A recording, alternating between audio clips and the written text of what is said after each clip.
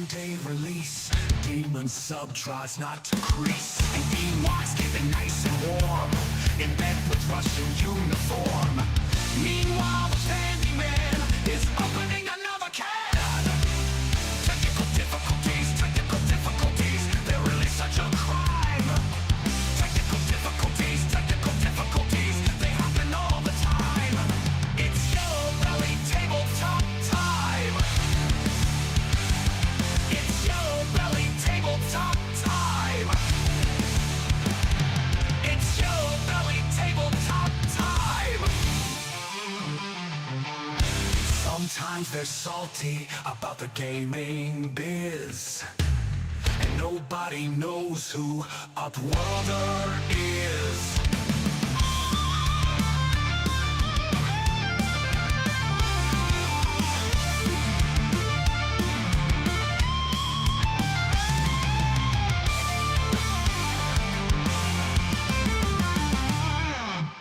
Technical difficulties, they're really such a crime. Technical difficulties, they happen all the time. It's Yellow Belly Tabletop time. It's Yellow Belly Tabletop time. It's Yellow Belly Tabletop time.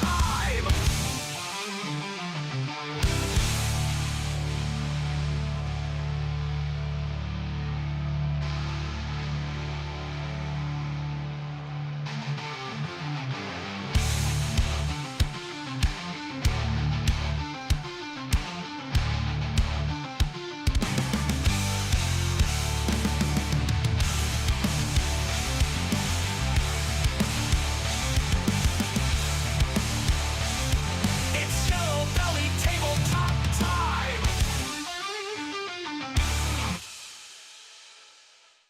Good evening, folks. Welcome to another show.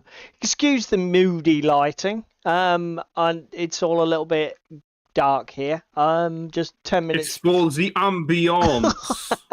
No, it's because I broke my light. Moving boxes around, just getting ready for stream.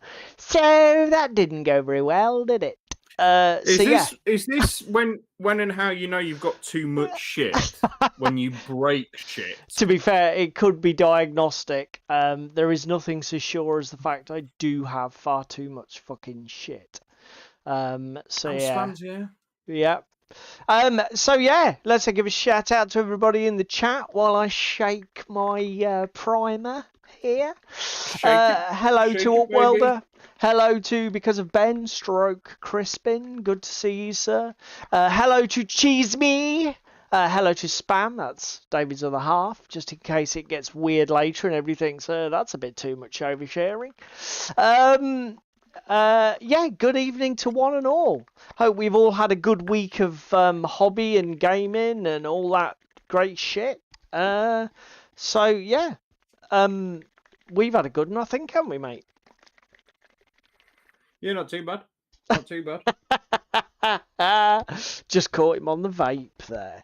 Right. Where's Mama? There she is. Right. She needs This some is brownie trousers. This is a hobby live stream, so if you've got any hobby to do, get it ready and get cracking on. Whether that's painting, building terrain. What was that, mate?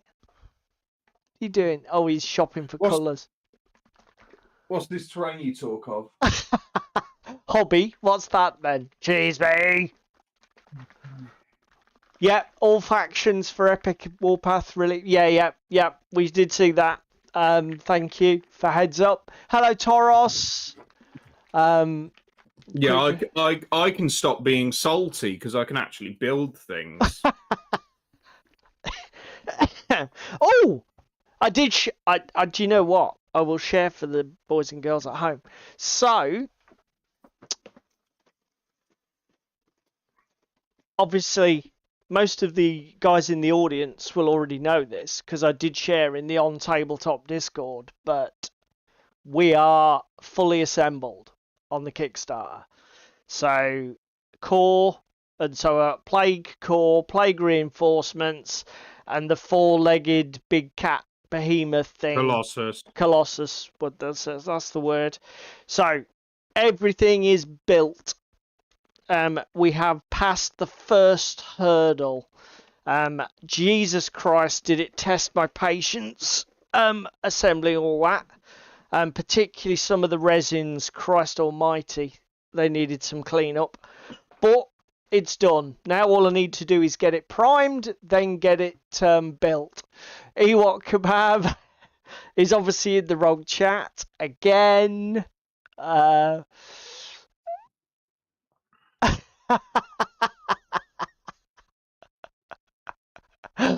dear. Funnily enough, I don't know if anybody can, like, if everybody reads Ewok's comment there.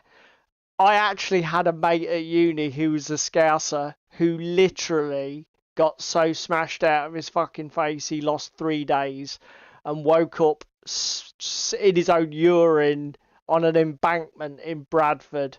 And he was like, Paul, where have I been for the last 3 days? I'm like, I don't fucking know, Rob. Last I saw was Rock Night on Tuesday, you fucking idiot. I don't know where you've been. So, it's not just a joke or a meme. It happens. Obviously, not to sensible, level-headed people like me. And I won't go into what actually he did to get himself so he was fucking that smashed. But as that's probably not appropriate, and he doesn't want thrown under the bus. Yeah, it probably wasn't his winkles, Taurus. You were definitely right there, mate. Right, so if you're new here, obviously you can tell we don't really take this very seriously, so good luck. For the next couple of hours we'll follow our normal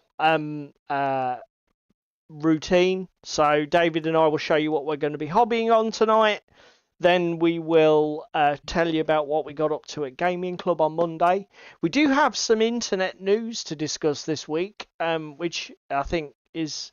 It's been a bit of a dry spell, but there is a few bits to talk about.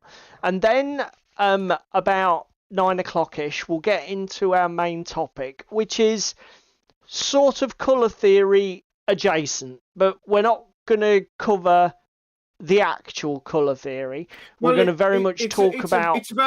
It's about colour theory and everything else that goes with it. The things that people don't tell you about it. And also particularly relevant to miniature painting, because rather than classical art and all that stuff, because that's not why we're here. We're here just to paint toys. So, but yes, in a way, this can be seen as sort of a response video, but we'll get to that when we get to the topic itself. In a bit. So, do you want me to go first, mate? Yeah, you can do, because I've got to stand up and get some paint. Right. Okay. So we have got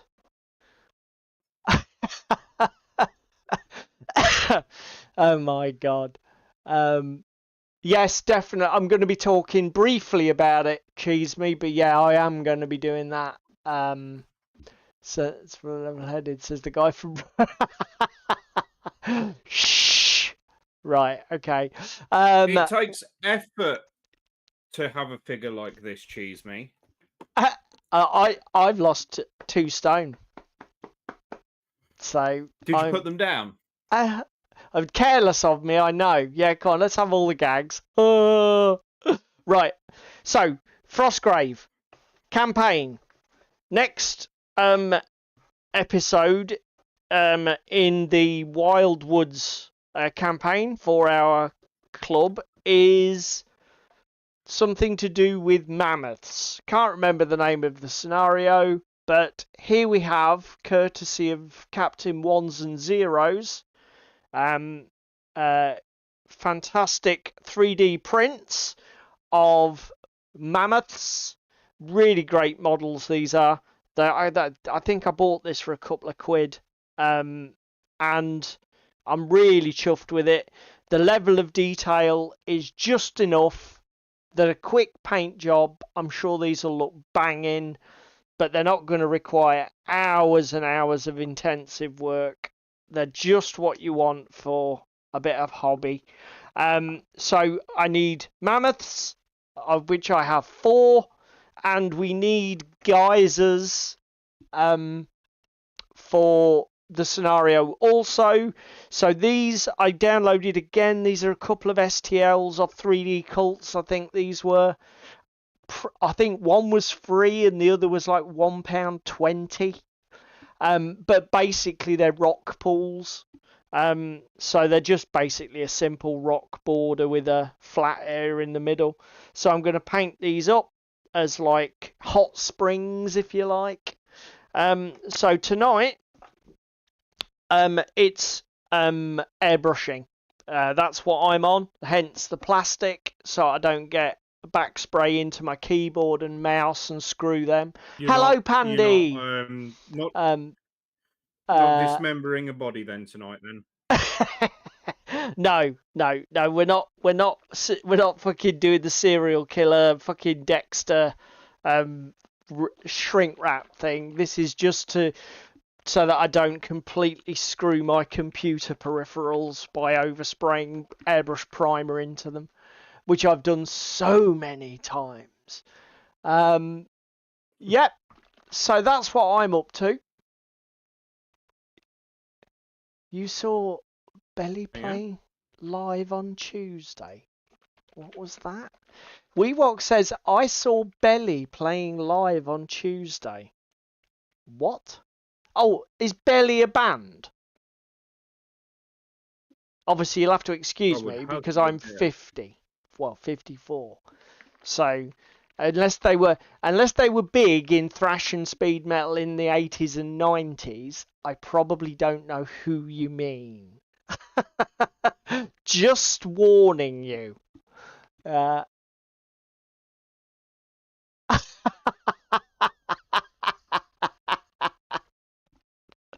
Oh my god. He walks saying there, I paused the video, so I'm 7 minutes behind. Let's pretend I'm in space. I may have had too much sugar. That's fucking hysterical, mate. To be fair, that is, I have done that on so many podcasts that I've been watching live. I've been out of sync with the chat and posting things and thinking, why is nobody responding? It's because they've all moved on with their lives. Fucking brilliant. Okay, so what about you, mate? What are you up to? Come on down. What's that? A mouse mat, that intense orangey red? Yes, it is. Jesus Christ, you're painting on your mouse mat. Are you psychotic? It cost me £2.50, mate. Oh, okay, fair enough. It looks nice for £2.50. I'd completely fuck that up if it was me. I guarantee you. Anyway, I'll stop interrupting. Can anybody tell what I'm painting? Right. What? Can anybody hear my compressor? Yes, I can. Shit. It's highly irritating. Okay. Well, don't worry, it'll cut out. But then in a saying bit. that, I've given everybody airbrush ASMR before, so I'm sure they'll appreciate. So everybody's saying you're painting a miniature, you're painting a man. From you rather than from me. Pandy saying, yep. Will this give everybody a bit more of an idea? What the? Oh, whatever, you buffered. Oh, yeah. Okay. Pandy should get this. Yeah, apparently you were buffering. Do you know what? That might have been... maybe. Yeah, Pandy should get this. But it's just bad buffering, full stop. It's for everyone. There we go. See if that works. Okay, that could be interesting. I wonder if that's my compressor interfering with the electrics on my PC. Cheese me and Pandy have yes! I knew Pandy would get it, because obviously he worked for him for a while, didn't he? Yeah, so we've got Mediff. Raiders, Lone Wanderers. We've just put some paint down on Mama Murphy. and then gas mask Gimp Raider with a pipe wrench. That's very impressive, guys. You did really well there. I wouldn't have got that, but I'm not that much of a Fallout nerd. I am looking forward to the game very much. But... I'm painting that because these fucked up last week, so we will consign these to the pile of I need to sort them out in a bit. They will be sorted at another time. To be fair, it's just that green didn't really work, wasn't it? The initial paint is great, but the green hasn't that. And I think it was Ewok chimed in and said he hadn't been very impressed with it as a paint. Yeah, I had to strip my airbrush twice and clean it all out. And oh my god! It's a blue coverall. Of course, it's Fallout. Yes, it is, boys and girls. Right. We love playing. We're gloving up. So basically, you're prepping. You're prepping Fallout. If this. Well, I am both prepping Fallout and hitting painting comp with this.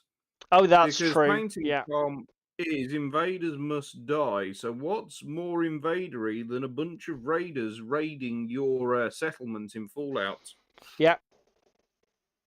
Well, if my airbrushing. What about doing it as a Russian uniform and Iraqi sand? There will be some Russian uniform, and I do believe I did pick up Iraqi sand when I stood up a minute ago. So that could be a thing. If at the moment we got dark Prussian blue for the coveralls because we're going really dark. Because I need to get work up from there. Because I need to get this Frostgrave ready for this week. Disruptive or not, guys, the airbrushing, I'm afraid, will have to stand. Hopefully the computer doesn't buffer and break every time the compressor motor kicks in. But if it does, after I'm finished this, I will switch to another job that is not going to fuck quite so royally with the stream. Regarding you're not painting that nice old game called Epic Warpath. No, I'm not, because I only received my instructions 24 hours ago. So let's not fucking shoot the messenger now, boys and girls. Yeah, Who's that who's winding him up in the chat? Stop. That's Toros. Yeah. Stop winding him up. You know. No, I thought I would finally paint some Fallout, seeing as we've said that we're going to play a game of it in October, but this will be the one and only game we play of it before the new edition releases. Because what's the point in learning it all to then relearn it? Yeah, that doesn't make a lot of sense. And it's not as if we're short on stuff to play, is it? Let's be fair about it. To be fair, Fallout might be pretty much one of the only 28mm games we end up playing next year. Oh, you never know. You definitely never know. I think we've pretty much decided, haven't we, that 2026 will be the year of other scales. I was about to say smaller scales, but let's leave it open-ended. Just in case. I suppose we could do some more gods here. Yeah, I mean. Because that's 75 for the gods. Yeah.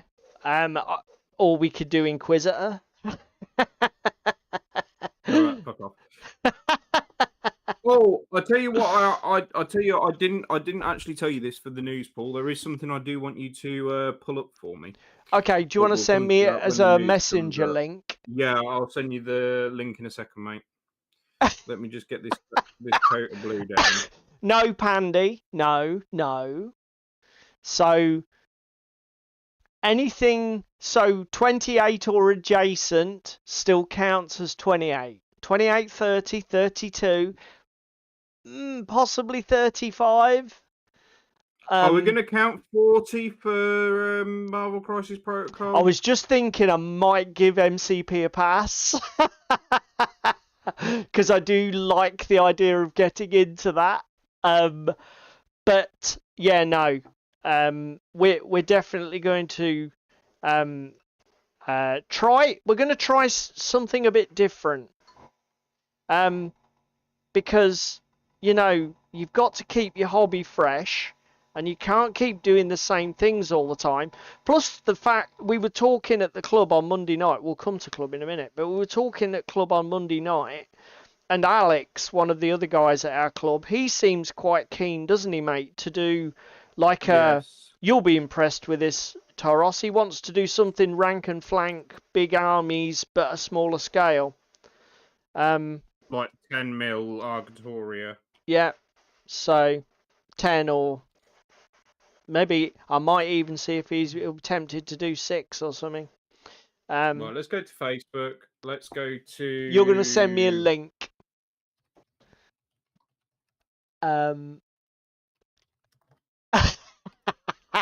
Now I have a free pass for this. Fucking Taros. We'll explain why when Paul pulls it up. Okay. Why I have a free pass for it. I'll be honest, Taros. I mean, I'm already in Jerry's bad books anyway, because I don't think that the sun shines out of Moonstone's arse. So actually, if I might as well just double down and go for Warlord Heroic 12, mightn't I? I might as well just do it. I might as well just give Jerry every reason in the world to fucking hate me. Do you think? Yeah, I think you should. Being not at all being sarcastic, Taros says 1mm. No, Pandy says 1mm scale. Not at all being sarcastic. I've seen, I think it was a 2mm game at Dicini, a historical game. Go back and look at our Dicini videos on the channel to find out which one. I remember it was when the Romans, the last battle between the Romans and the Scots on some mountain or other. I'm sure there are some historical geniuses that will know what battle that was. I want to say Mons Agrippa, but it can't be that. Mons Agrippa. And that was 2mm, I believe, but that was essentially coloured dots. I think for me, based on the miniature ranges I've seen, the tables I've seen, and the games I've seen, anything less than 6, we're getting so abstract, I can't see the point of not playing it as a board game. Does that... Or with, like, fucking poker... Mon Grampus, shit. Probably Taros, yeah. As per Pacific Command from Mike Hutchinson. Yes. That's something I'd like to give a try, actually. That World War II fleet carrier, fleet battle game. Obviously, with David having mentioned naval games, we better caveat and say, if we're talking infantry, 6mm is my sort of cap. Obviously, if everything is a massive super heavy vehicle stroke juggernaut stroke ship stroke mech suit, I don't really care if it's 1mm. If the models are like 2 inches tall, that's fine.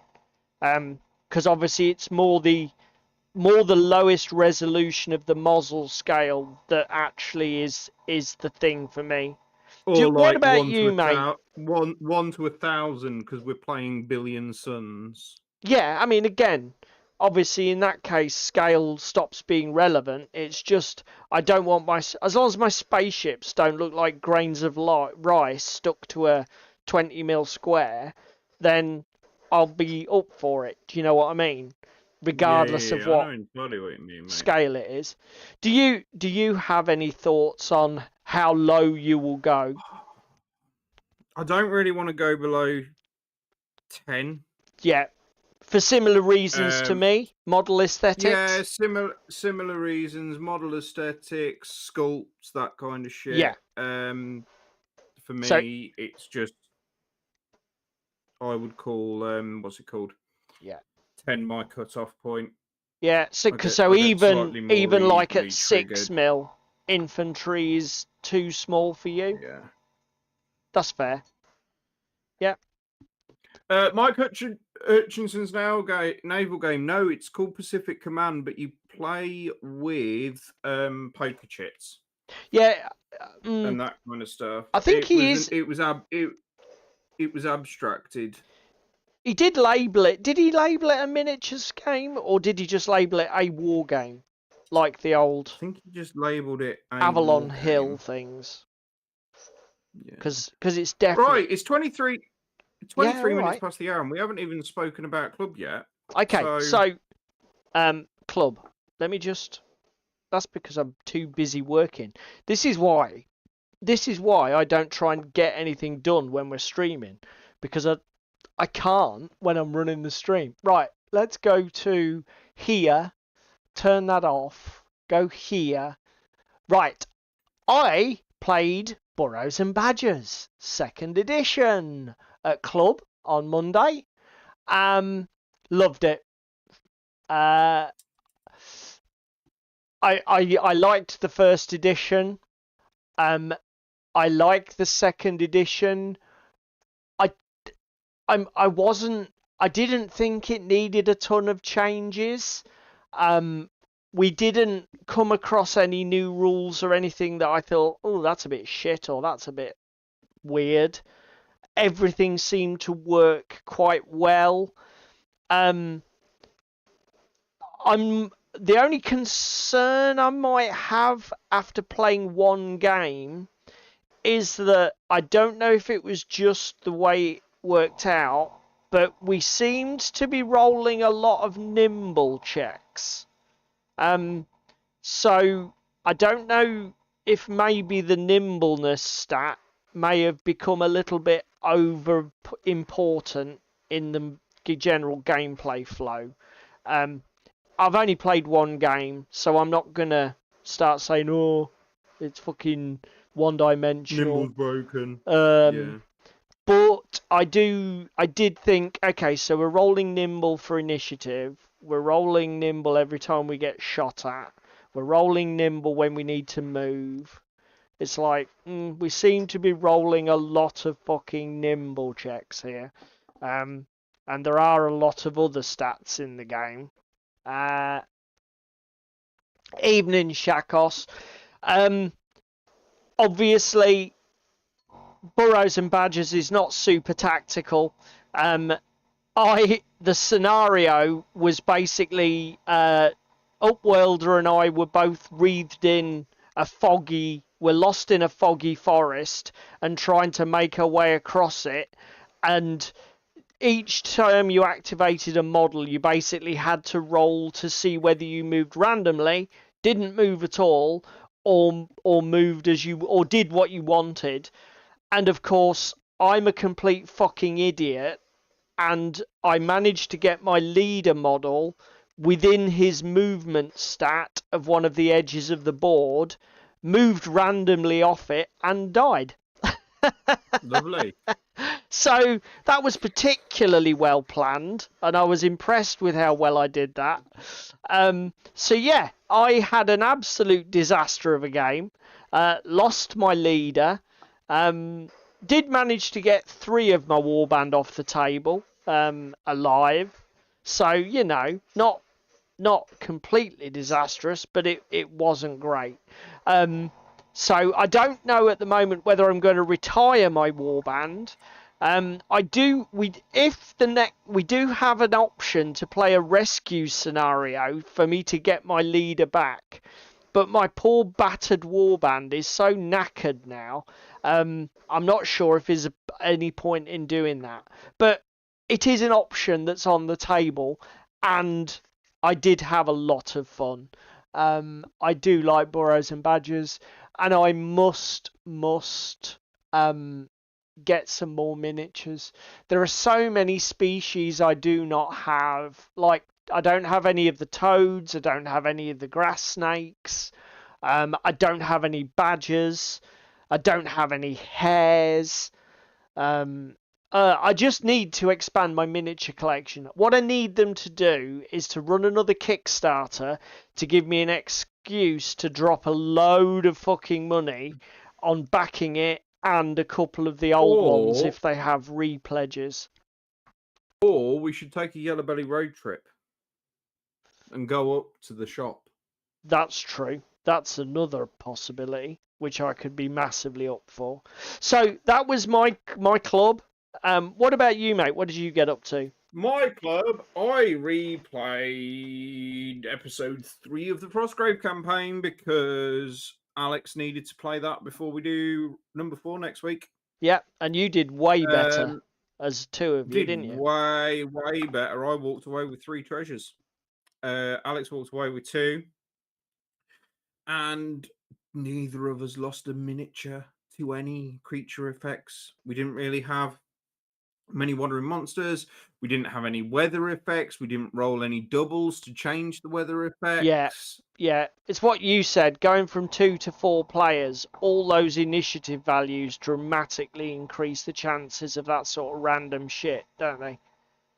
Yes. Yeah. But, do you know what I mean? Frostgrave is not the game to be getting your try-hard boots on and... You don't need to get your try-hard boots on for Frostgrave. And that's the beauty of it, isn't it? It's all good fun. Did you get any super cool treasure or any super cool magic items or anything like that? No, I did get 18 supply points, so I basically played that game and I didn't have to feed my miniatures. Okay, that's cool. That's particularly handy. Why? What else did I get out of it? Got some grimoires, first grimoires of the campaign. Okay. So that was another good thing to come from the session. Yeah. To expand your spell lists. Any cool spells? No, they weren't particularly in keeping or any good. They were just some grimoires. But if I've got grimoires, I can trade. True. And when you've got grimoires, you can.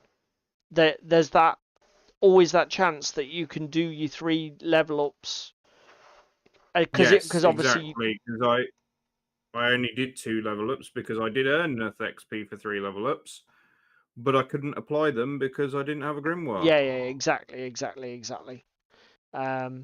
So, like you say, it gives that option, doesn't it? Yes. To expand your spell lists, right? Okay. So let's go back to. I do apologise, guys, if we are ignoring chat, but obviously I'm a little bit busier than I would normally be. Most of us are a little busy, actually. So let us.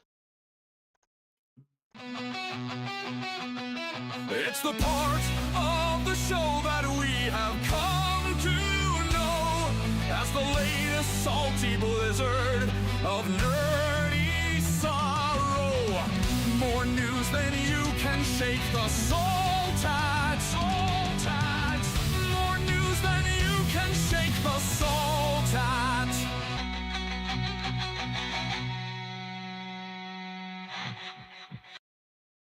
Oh, fucking hell. Vintage. That's genius. It's okay, Paul. We're ignoring you. Fucking brilliant. Rude. Yeah. So let's discuss some news. I am going to have to put the airbrush down for the moment because otherwise this is so good. I can operate my mouse through my sheet and not get paint all over it. Woohoo! It's like I planned it. So I haven't mentioned Uncle Atom for a couple of weeks because his videos haven't really caught my attention. But this one's a cool one. Not because I like shitting on GW, but just because it's a good miniature video. Basically, what he does in this video is he talks about the Frostgrave Automata kit. No, Stargrave Automata kit from North Star Miniatures, military figures, I think technically their name is, and the what the fuck are they called? The Games Workshop Servitors. Servitors. Thank you. And basically, Yes, it's a lot of stuff everybody's heard before. These servitor models, there's about 50 pieces for 128mm model. Why is that? They're fiddly as fuck. They're massively overscaled. They don't fit with anything else. And he builds and paints both. And just far more enjoys the North Star Stargrave ones, which I can totally understand. But again, links to something we're going to talk about later, actually, doesn't it? Very much so. Yeah, it's particularly in terms of the gribblies and the over detailed bollocks. No, we're not talking about Moonstone because we don't particularly like it. Heresy! But we don't care. We've played it. What GW, mate. So basically, it's versus, he does North Star Miniatures versus Games Workshop Miniatures, and basically asks why are Games Workshop Miniatures so fucking ridiculously expensive, fiddly to put together, and generally a pain in the arse and not much fun. Which is stuff I am here for all fucking day, because I am still angry that where I began in the hobby has descended into such a complete shit state. This is a bit of a... I don't know quite what to say about this video. It's fine. It's a good video. It's not overly long. I do like Good Enough Gaming. It's very hyperbolic, though. Yes. It's very like clickbaity. Can one page... Basically, the argument is, in this video, is the new starter set that's now going to be a physical product on shelves going to be enough to propel the awesome one-page rules and their grimdark future rule set into the stratosphere so that they rival GW? Much as I love OPR and their game rules, I have to say no. I don't think that one $200 or just under box set is going to destroy 30 years of lore and 10,000 computer game franchises. And the Black Library. Yeah, and 10 years of novels or more, whatever it is.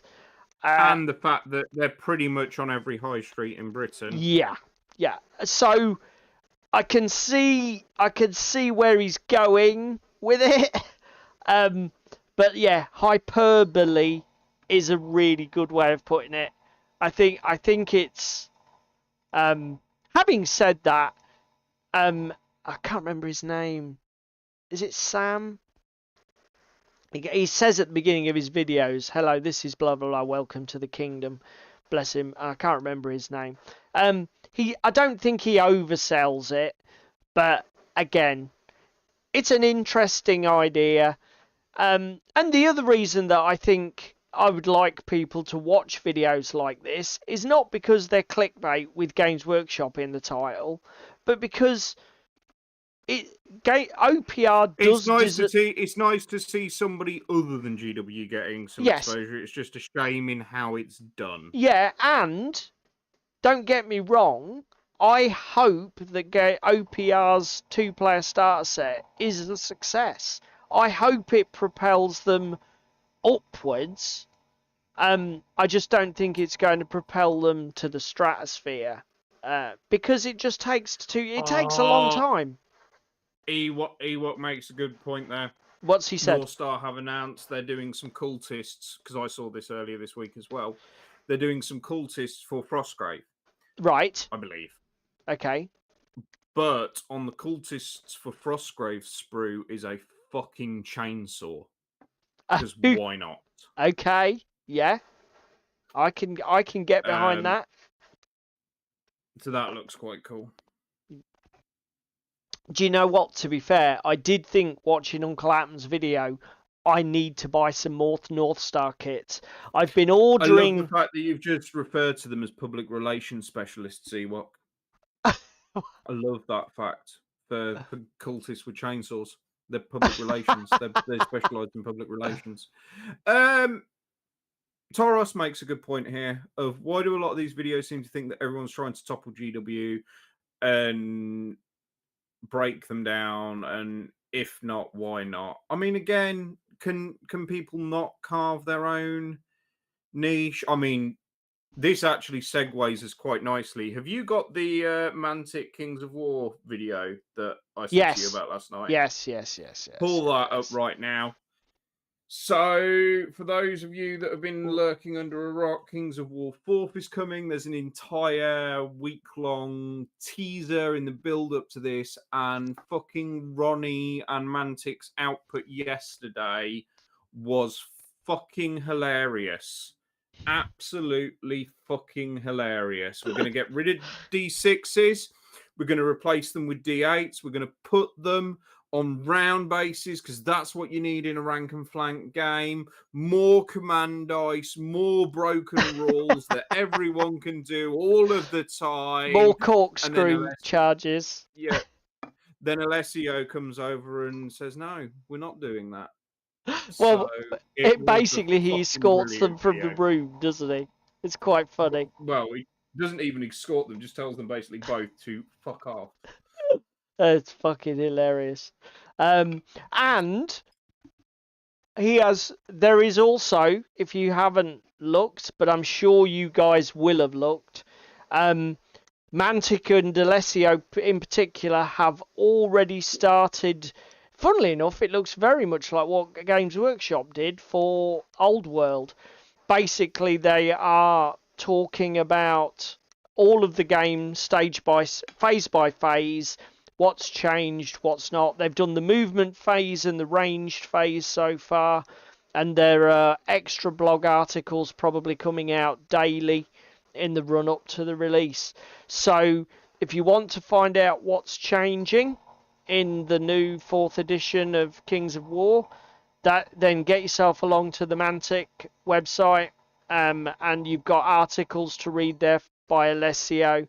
There seems to be some quite big changes, frankly. They've changed the way nerve works. They're changing line of sight and facing rules to some degree. I am glad they're changing how nerve works because I didn't like how nerve wasn't. worked. To be fair, I did think about that. It was a mechanic you bounced off, wasn't it, mate? So, like you say, they're changing it. So maybe it'll be a game that we can come back to, or you'll want to give it another try in 4th edition. Right, I'm gonna put that there. There we go. All the priming is done. So, where else are we? I think. Oh, I've got one other. Let's just now. Let me talk about this first. So, last piece of news for us is Robert Shepherd, who does a lot of Infinity videos, did a really good video here. It's obviously based around Infinity have removed a really controversial scenario from their next tournament scenario pack, which is number 17, because they re-release it every year, just to keep the game fresh for the organised play. And they've removed a scenario that was real Marmite, and people fucking either loved it or despised it. But basically, he does a bit more of a general job on discussing what sort of things you need to consider when you're designing scenarios and what makes a good wargame scenario and a bad wargame scenario. And I thought it was a really good video. So, like, one of the first things that he addresses, for example, which was like, I hadn't thought of it in quite that way, is that the scenario is really crucial for forcing the players to take risks and actually engage in risky behaviour, which because I mean, again, he used the example of if you take a war game with no scenario, where people can be super defensive and super conservative and just sit at the back and basically just try to Blink away. never take a risk. Yeah, always take the safe shots, stay in cover. Nobody's going to press forward for an advantage or risk losing anything because there's nothing to gain. And it's just such a good video. If you're particularly if you're like into thinking a bit more about your games rather than just absorbing them and playing them and just saying, oh, that was fun. If you want to engage a bit more, I would highly recommend it as a video. There's one more element of news that I sent to you, mate. Yes, so we that's need to right. pull that up. Let me look for this. Will Now then, Trench did you Offensive see in chat, did Pandy say he's done a video? Or did I... Oh, okay. Right. Copy link. Let me go to... Whoa, not that. Not that. That. Technical difficulties. Yeah. Hey, yeah, I need to go back and review the chat because obviously I was busy, but I could have sworn that Pandy said something about, did you see his video? And I'm like, no, I didn't realize Pandy had released a video. Yeah, so go on, tell everybody about Torch and Shield Vaults of Zarn. So, Torch and Shield Vaults of Zarn is coming and going live on Monday. I have previously backed the original Torch and Shield, so this is a free pass for me because this doesn't count as a new game. Torch and Shield is a solo, co-op, and adversarial war game. Plays on a board or a table very similar to Dungeon Saga or Warhammer Quest. Has quite a cool initiative system with a deck of cards.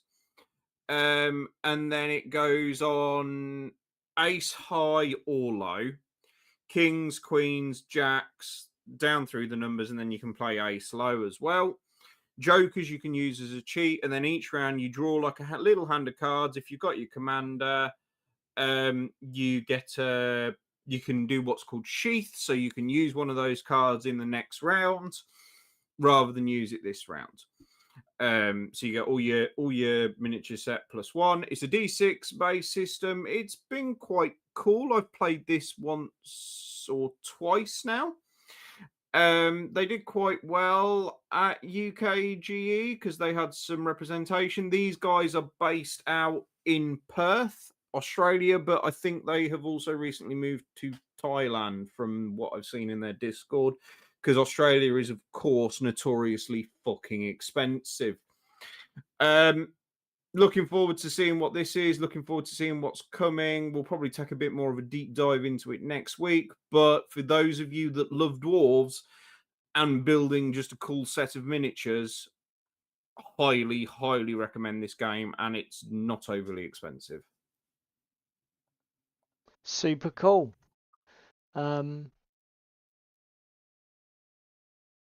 Right. I have discovered something. Right, that's fine. Okay, mate. What have you discovered? This. So, while obviously Pandy has put up a video on YouTube in the last 12 days, which I haven't seen. And basically, it's a how to play trench offensive. Yeah, trench offensive. Yeah, you did get it right. So, with Terry from Models and Minis. So, this is super cool. I haven't watched it yet. It's only 13 minutes long. But yeah, everybody go to Pandyman Entertainment on YouTube. Watch his video on how to play his amazing game. See his little board that he takes to all the shows, because that is a piece of fucking work in and of itself. And basically, then place an order for some miniatures, because it's a fucking awesome little game.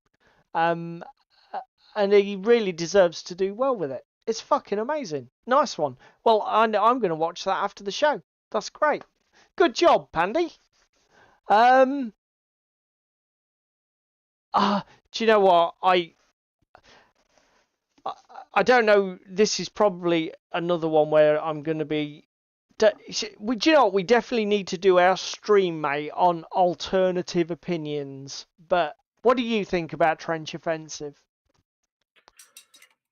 Trench Oppressive sounded better. I liked it. I did think that. The problem is it's the terrain requirement for it.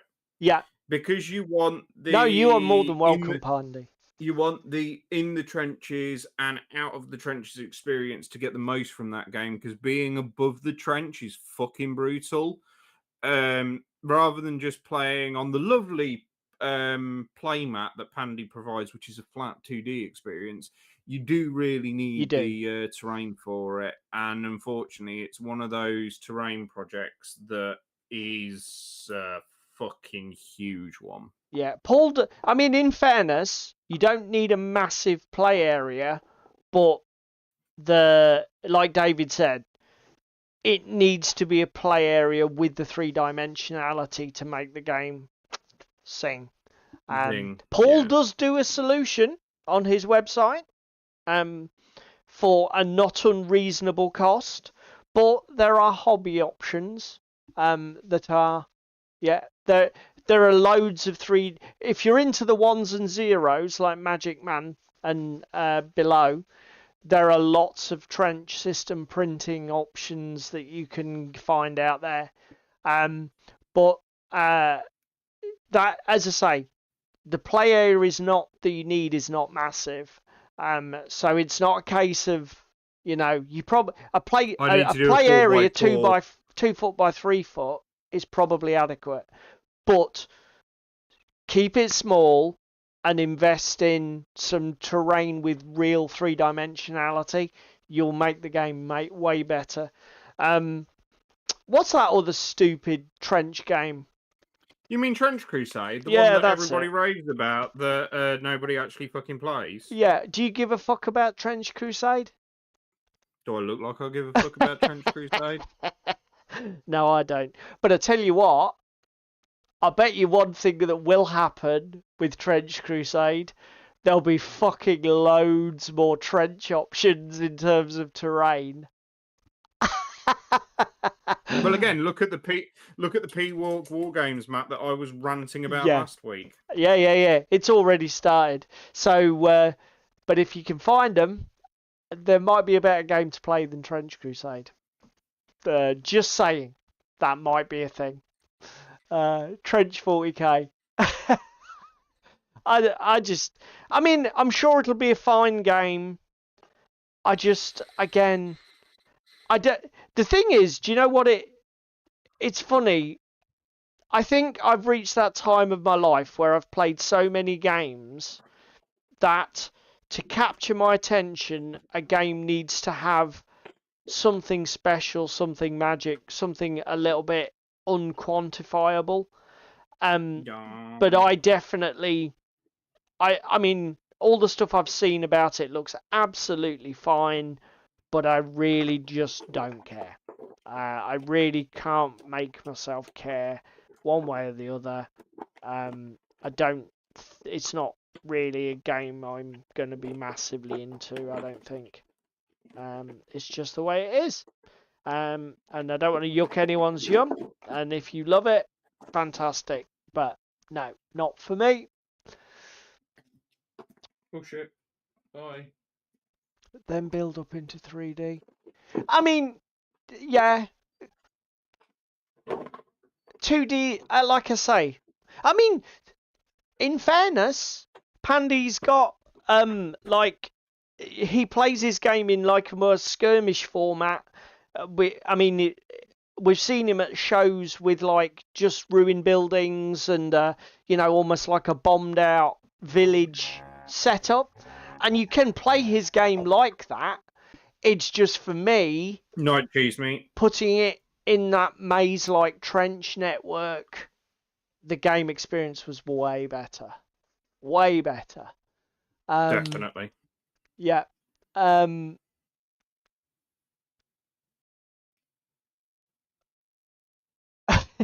Yeah, yeah. I mean, I saw Night Cheese Me. I did see. I think it was Uncle Atom was going on about the rules, and it seems okay. It's just I don't know. That's the problem. It's just okay, and I've played so many games already, so it's got to be more than okay. This is my issue with Moonstone. I'll be honest. It's got some real great aspects. The miniatures look fantastic. Um, the That's it, mate. That's it. That's the only thing Moonstone has going for it. The miniatures are gorgeous. The rules are dog shit. How you place objectives is fucking atrocious. the Oh, it's gameplay got a is campaign slow and system. clunky. Yeah, no, I'm all right. I'd much rather play 2 or 3 Frostgrave campaigns than fucking start a It's campaign not. for Yeah. what's it called? Sorry, It's did I get a bit salty there? Did I get a bit salty? I'm sorry. I am sorry about that. oh fucking hell. The multi-award winning Moonstone, the Yeah. Morma. No, it's really fucking not, and I don't understand why. It's fucking. No. It's. Oh, actually, I have one more thing to add to the news. Let me go find it. Provide a template set in MDF that you can arrange in different configures or build onto a user's a jig.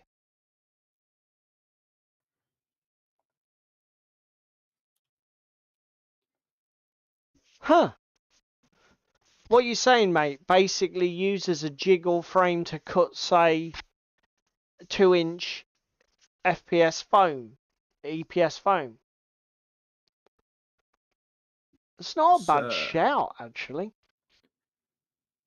I fucking shut Facebook. Of course, I shut fucking Facebook. Why did I do that? That is not a bad shout. Like Ginge, it's... one last thing before we go to main topic. Go have a look at these. Oh, I'm being pinged. I'm being pinged. Oh. We now have Oh. survivors for Fallout factions in plastic, boys and girls. In plastic. Not resin. Plastic. Ooh. Ooh, these actually look quite good. We've got the junk jet with a girl in the in a Wait. vault suit See if I down at the front. can everybody see my zoom there?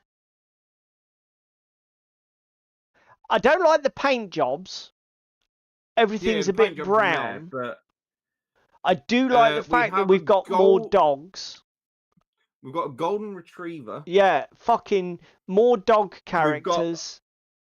I like the baseball armor. It's very, very fitting.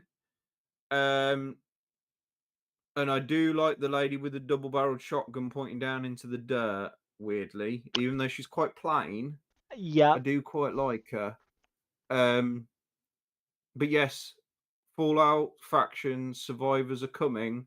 So this also means, Paul, that as of 2026, I can play 2 games with my miniatures. Oh yeah. Huh. Because we've already got raiders for it. So Yeah. I see what you mean. Yeah, there's some nice models. I like this guy, the snipery guy with the gas mask. That's yeah. very cool.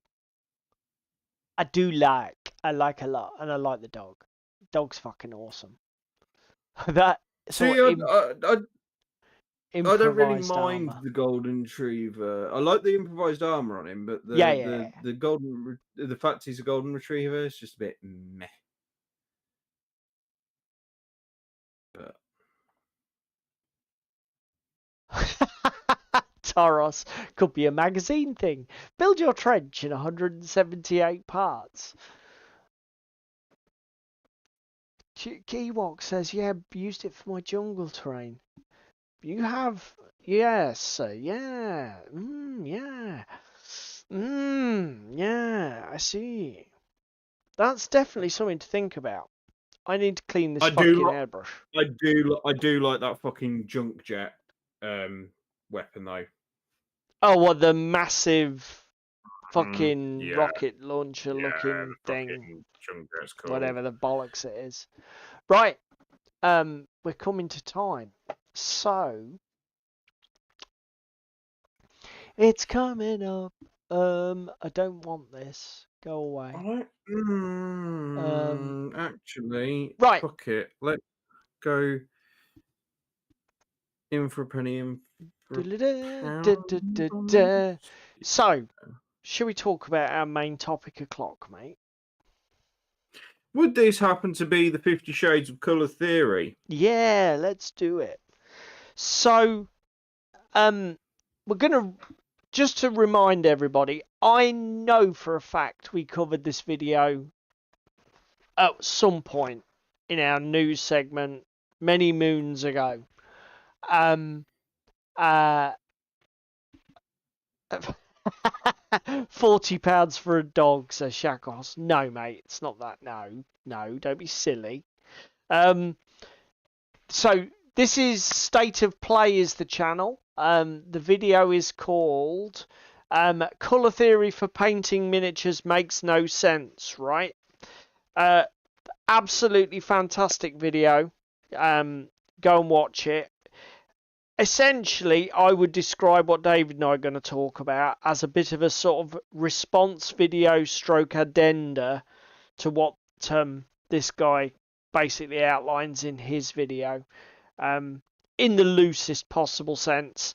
I'm only mentioning his video up front because he's got a printing background, this guy, so he knows much more about the actual colour theory than me and David put together. We're just a couple of fucking amateur bumpkins who just like painting toy soldiers. Yeah. So I'm just throwing this in as my initial gambit to say, if you want to know about, if you want some actual fucking sense, go watch this. Don't listen to us. yeah. And to be fair, this guy comes at the problem with some new ideas, which are not the kind of thing we're going to discuss. Very much. So it's not as it's it definitely does add to our discussion, I feel, which is why I'm mentioning it. So I don't know.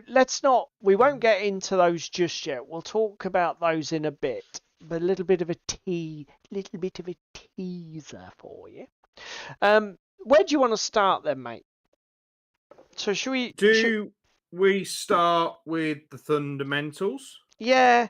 So, and what? Mainly the tools that I spoke to you about. Well, send you some linkies for? Obviously, we need to show the people those because they are cool, and they're really useful. And then obviously we need to talk about the kind of things we were talking about last night when we were planning for the stream. So, basically, for those of you who do not know, and if you're new to all this, what does colour theory mean? So, basically, what the colour theory is a series of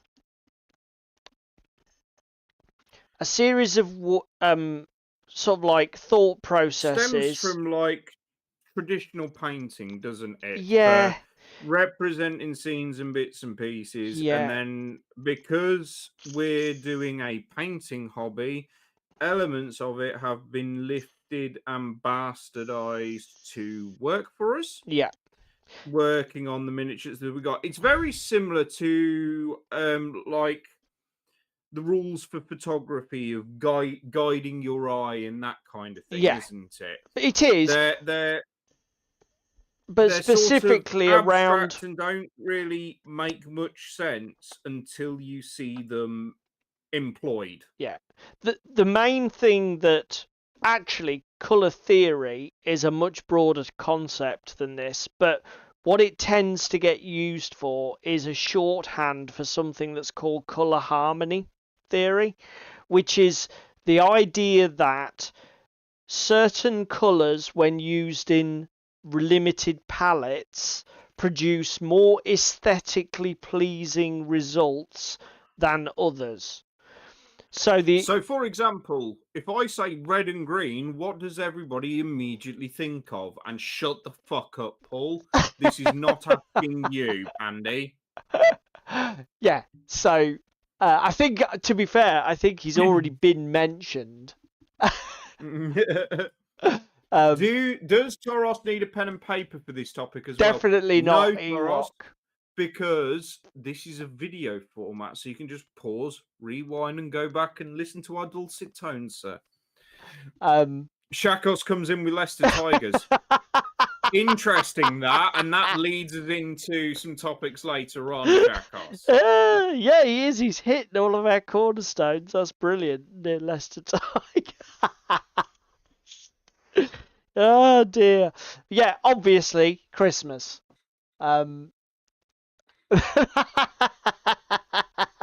Harmony, that's a hairspray. Fucking hell. Oh dear, our audience. Only our fucking audience. That's brilliant. Do you know what? You guys, you love it, you slags. You love it.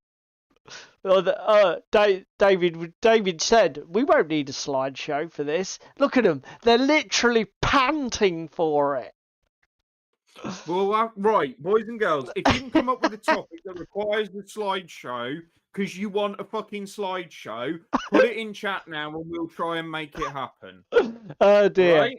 We'll do our holiday in Corfu. And we'll do a multiple choice test at the end of it for you.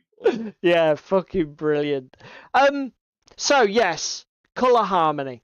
And the idea is that certain colours work together better than other colours.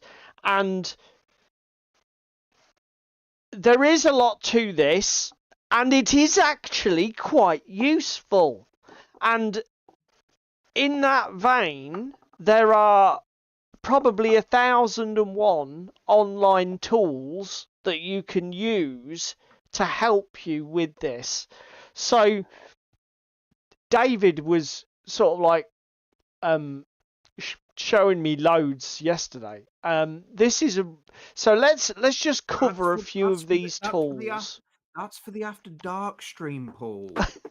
That's not for now. So this first one on this list is Adobe Colors. Yep.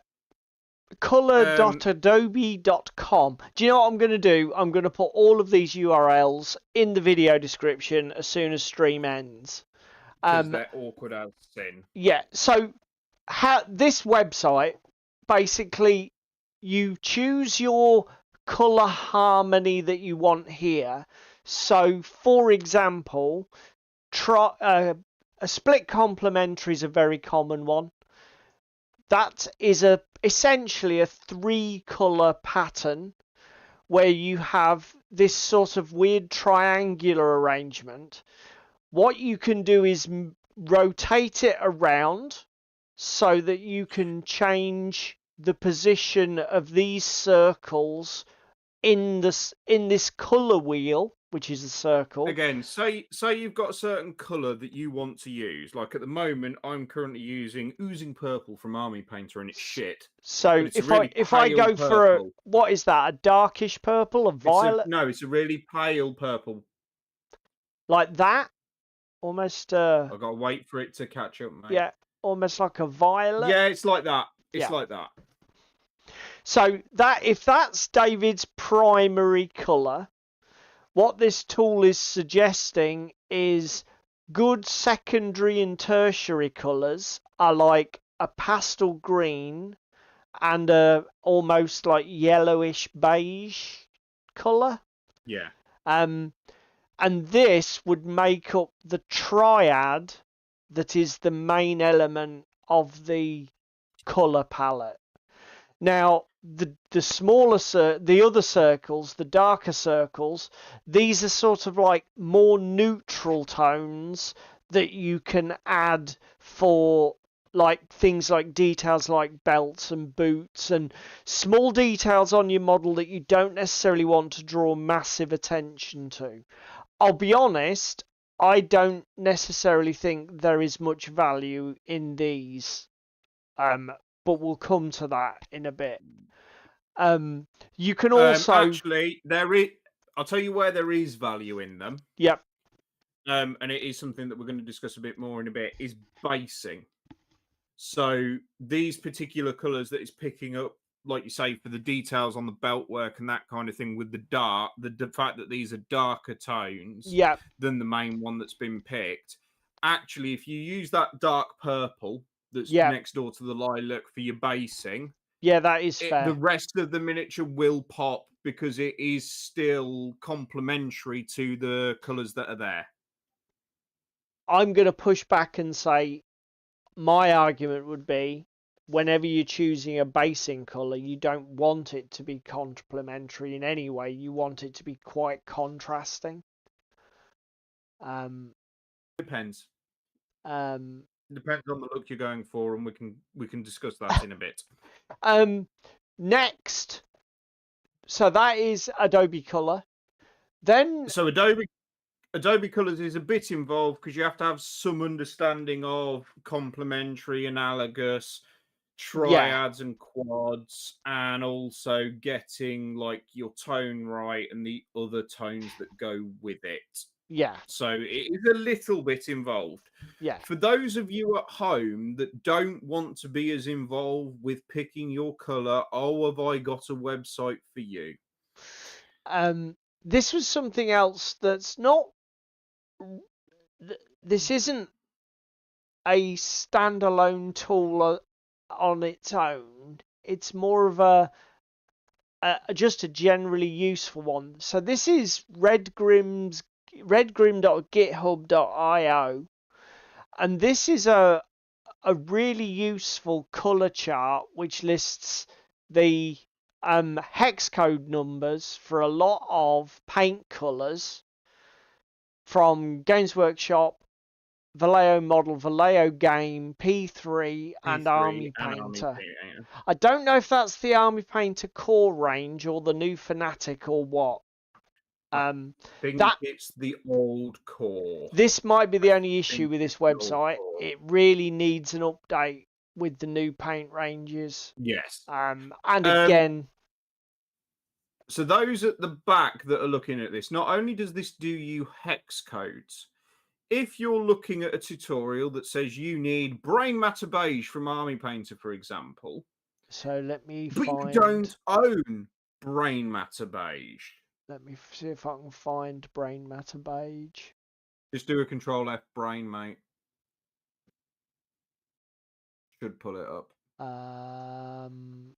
Find in page.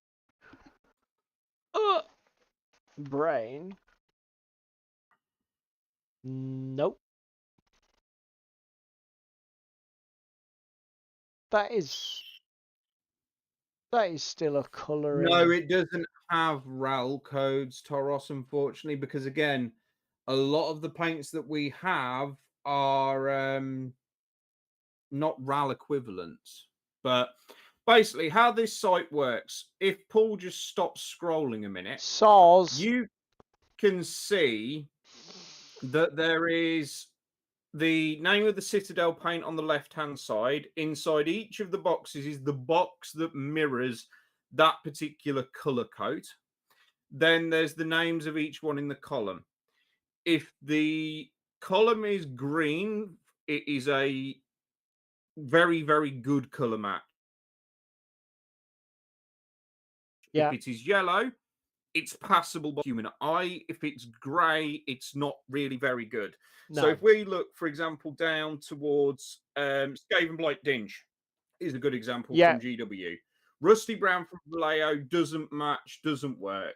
Leather Brown from Vallejo is quite close, but isn't 100% perfect.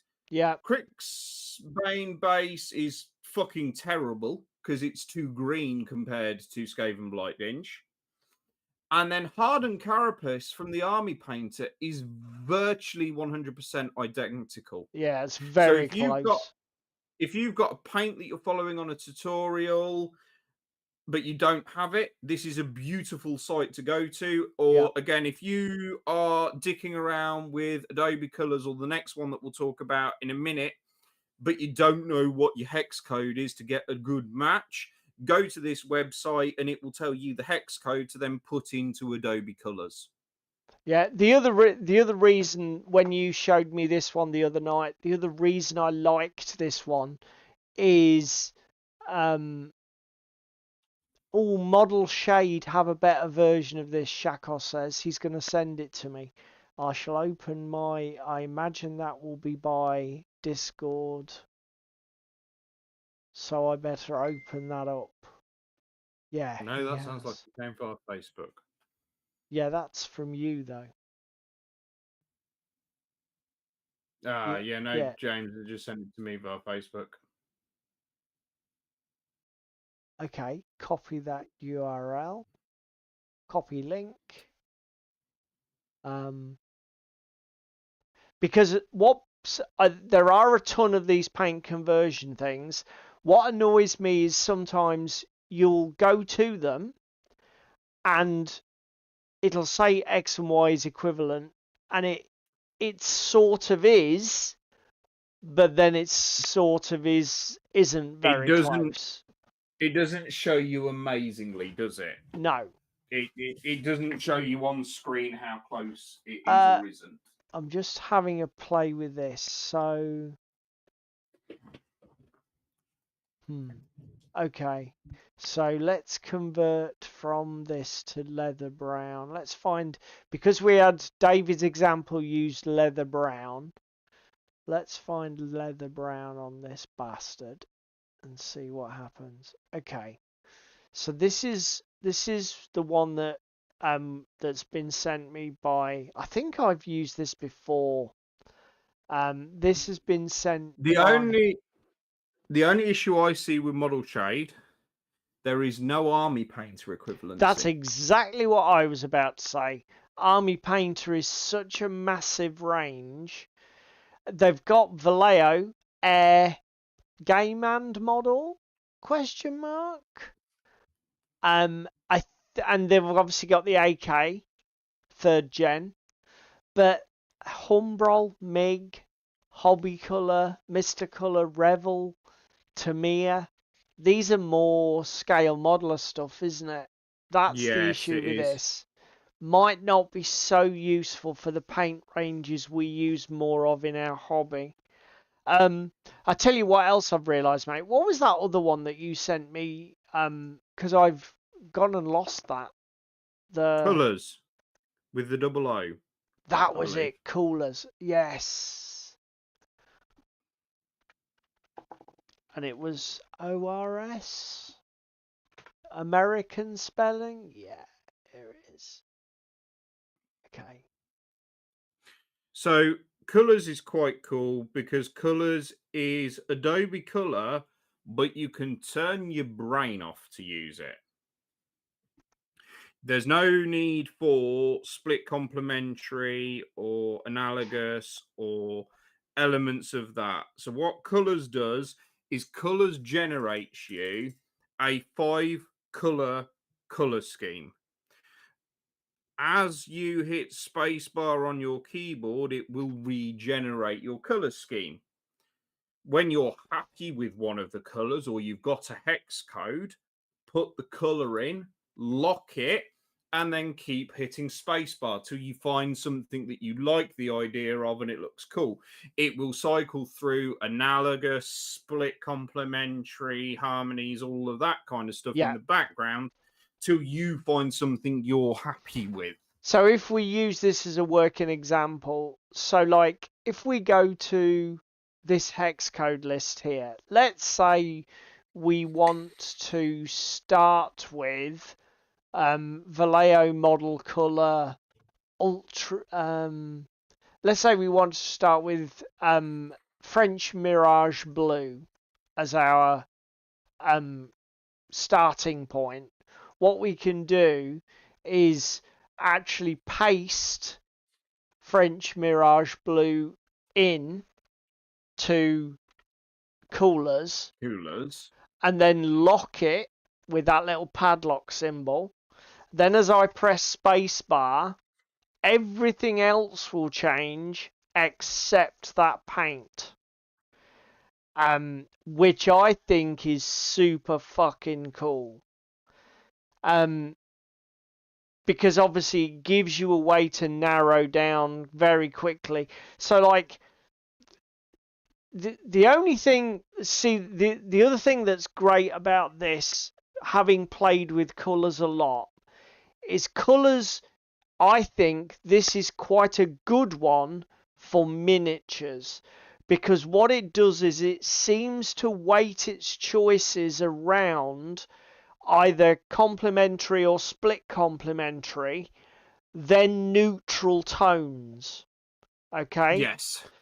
Rather than giving you 5 analogous colours, it'll give you this sort of thing more often, it seems to me. It may just be my perception, but that's what it seems to me. And this is where we're going to get into, I mean, basically, I'll put all of those tools in the chat or in the show notes at the end. The video description. But those are some tools that will help you to explore what colours to choose. The only thing is, it's like I said at the beginning,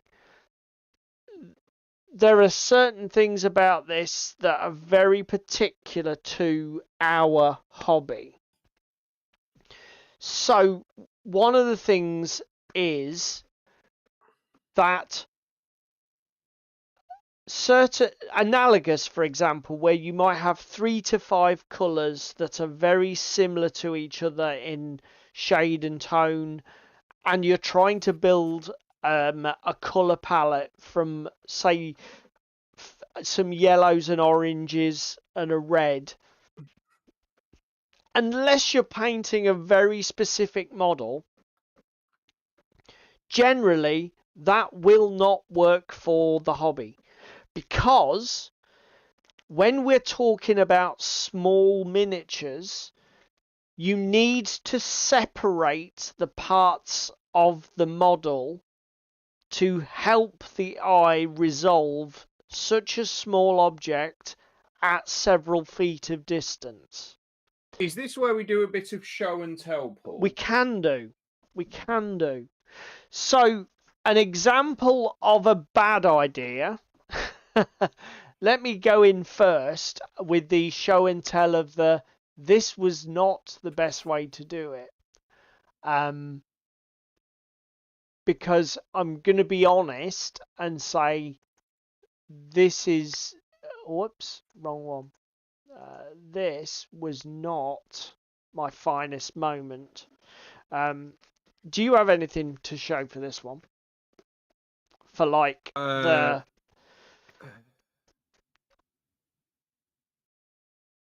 sort of like... What, like picking colours and it not really Yes, working? maybe picking colours too close and the model being hard to resolve. No, I don't think I have a kind of example. Okay. But it's mainly because of the weathering, which again was something we were going to talk about after. So Okay, no, that's fine then. Just let me refresh this. What the fuck? Right, okay. Refresh anytime you're ready. You stupid thing. whenever you're on, mate. Whenever you're ready, desktop cam. That's just cool. You just do that. Okay. Okay, whatever.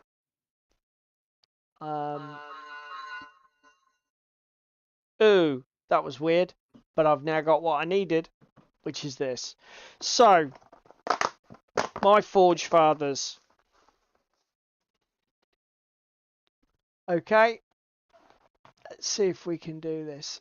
This would be an example of basically an analogous scheme, because it's all very blue. Okay, the armor's blue, the helmet is like a turquoise blue, the backpack is a turquoisey colour. The only accent colour is that orangey brown.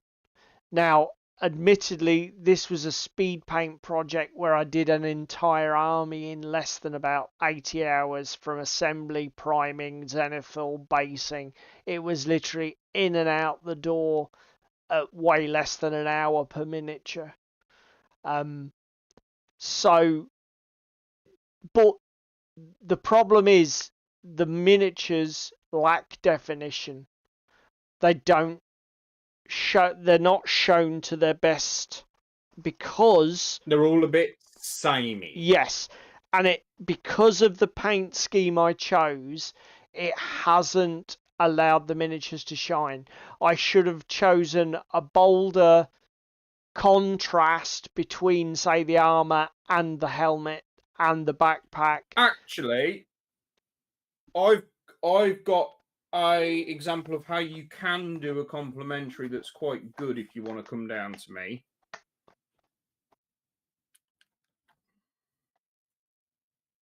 Okay, go to yours. David.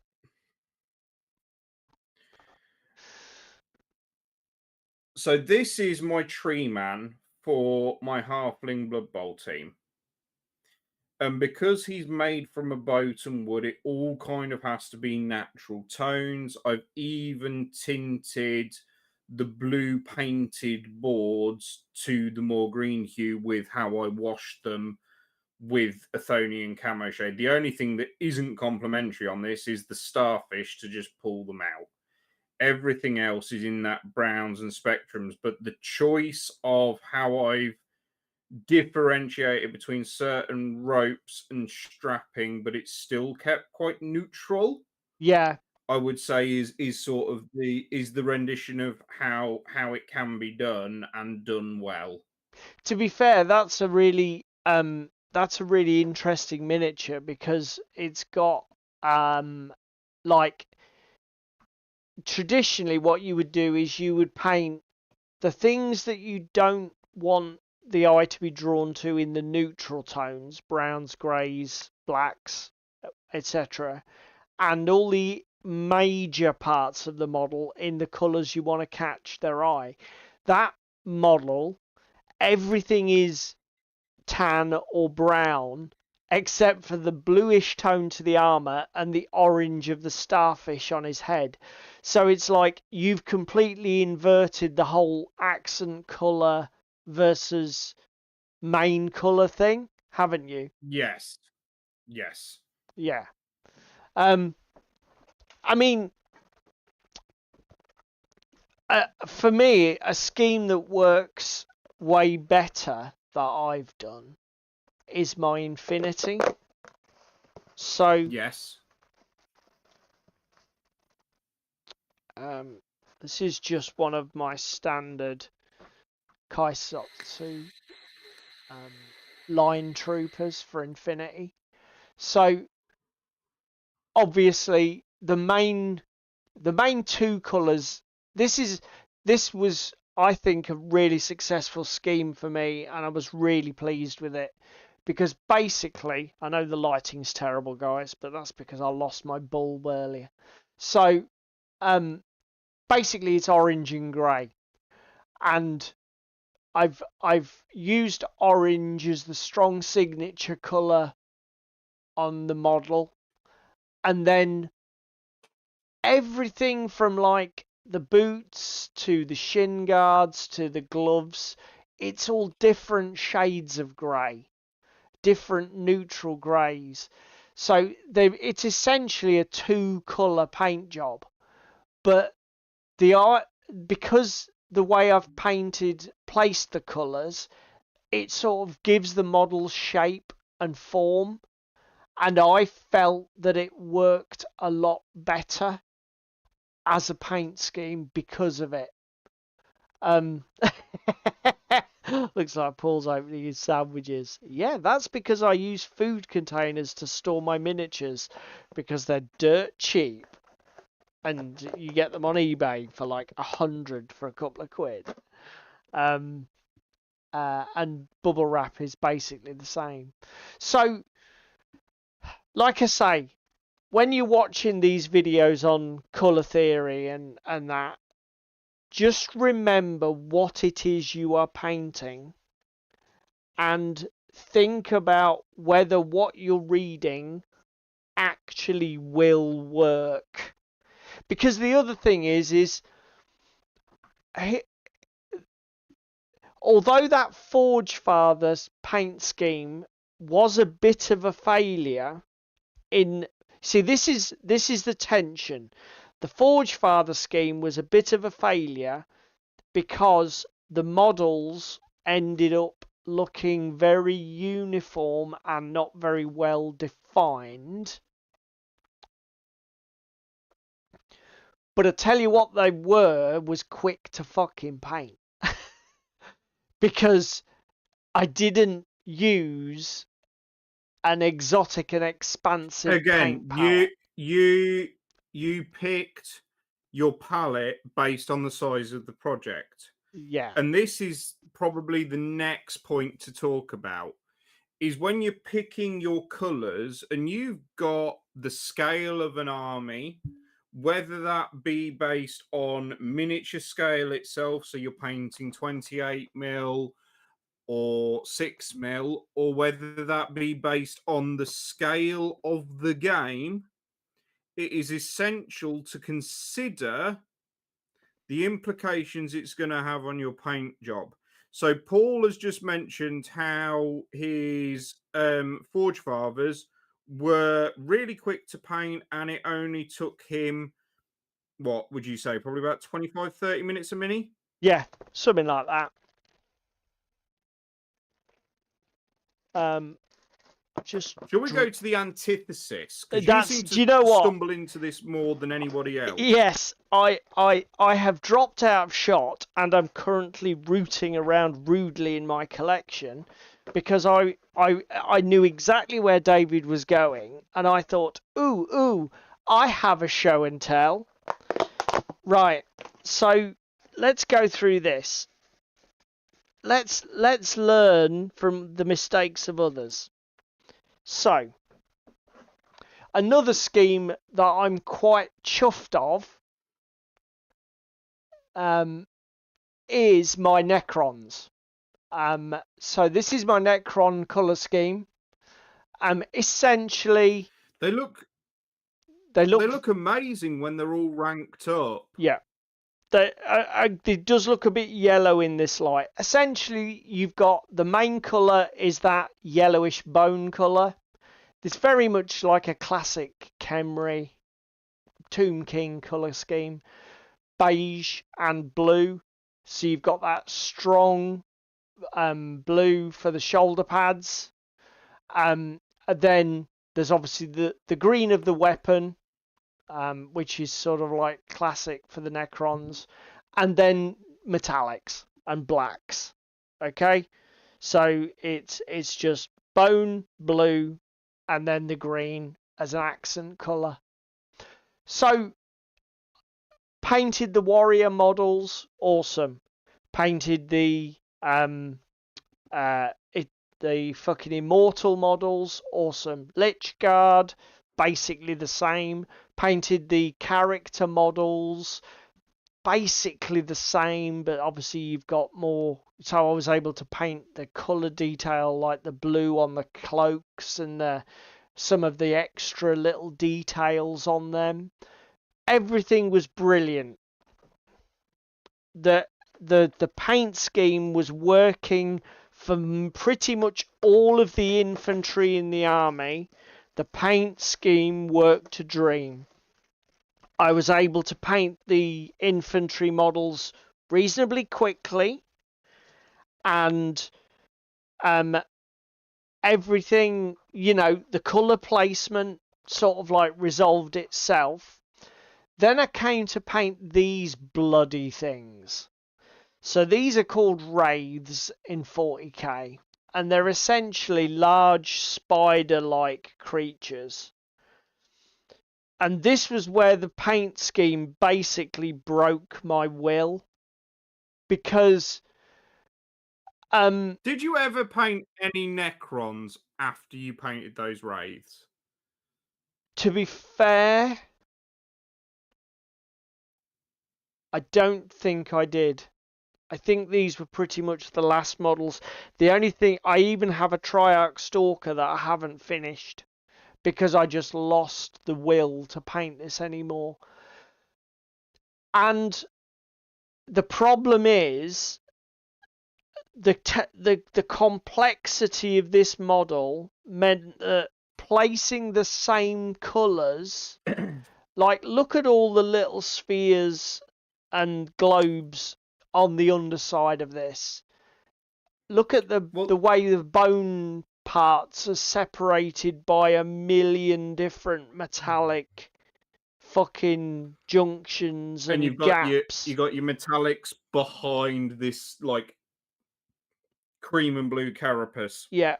I mean, So the again, you've got carapace a lot of... itself, this was piece of piss, the blue. But it's the way that the model is articulated and the way that I'd shackled myself to the bone and the metallic and just reproducing it on a model of this size, it was just fucking horrendous. Absolutely horrendous. And again, but this actually brings us to another point on this. It's considering and planning your army before you necessarily fully paint a color scheme. yeah. But the other part of this is GW products. To be fair, unfortunately, GW products suffer significantly from lots of detail and lots of bullshit. So actually, Paul, I've got a good example of this. Okay, you time for you to do a show and tell. Yes, where I killed it basically and hid it all. So I did some Necromunda, boys and girls. And for my Necromunda, I went with a nice basic paint scheme because these are Goliath miniatures. So we had orange prism fatigues, variations on skin and hair color, black armor, and like military green boots.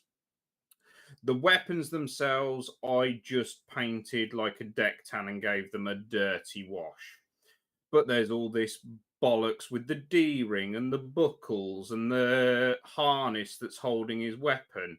Rather than paint all of these details in different ways, I just picked up the green from his boots, from his leather boots, and used that to make like all of his strapping and belt and detail green, and just kept my color choice and palette more refined. So if we go to like the HQ guy here, if I can pull this up and get actually a decent shot, there we go.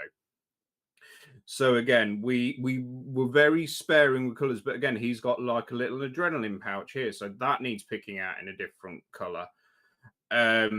Again, we carry through elements of the white armor into his weapons, but we just try and keep as the trolling hard. Fucking hell. We just try and keep it as subtle as we possibly can. And again, with these miniatures, I tied the base into that grim dark aesthetic using Dirty Down Rust. Yeah. To give me a like weathered effect, because it works for these models. I don't need the contrast when I've already got that really bright orange on them. Yep.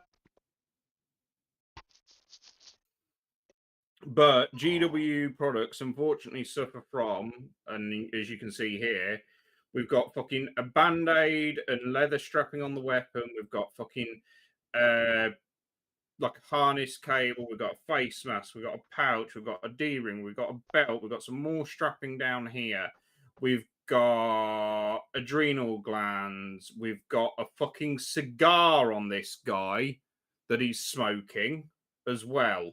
like, it's a little bit insane the amount of actual details that are on here. Yeah. So we just went fuck it and nuked them all and didn't really pick them out. But I think as a scheme it works because I've got the vibrancy with the trousers and the variations in skin tones through the unit Yeah. rather than So basic, because again, picking all the details out.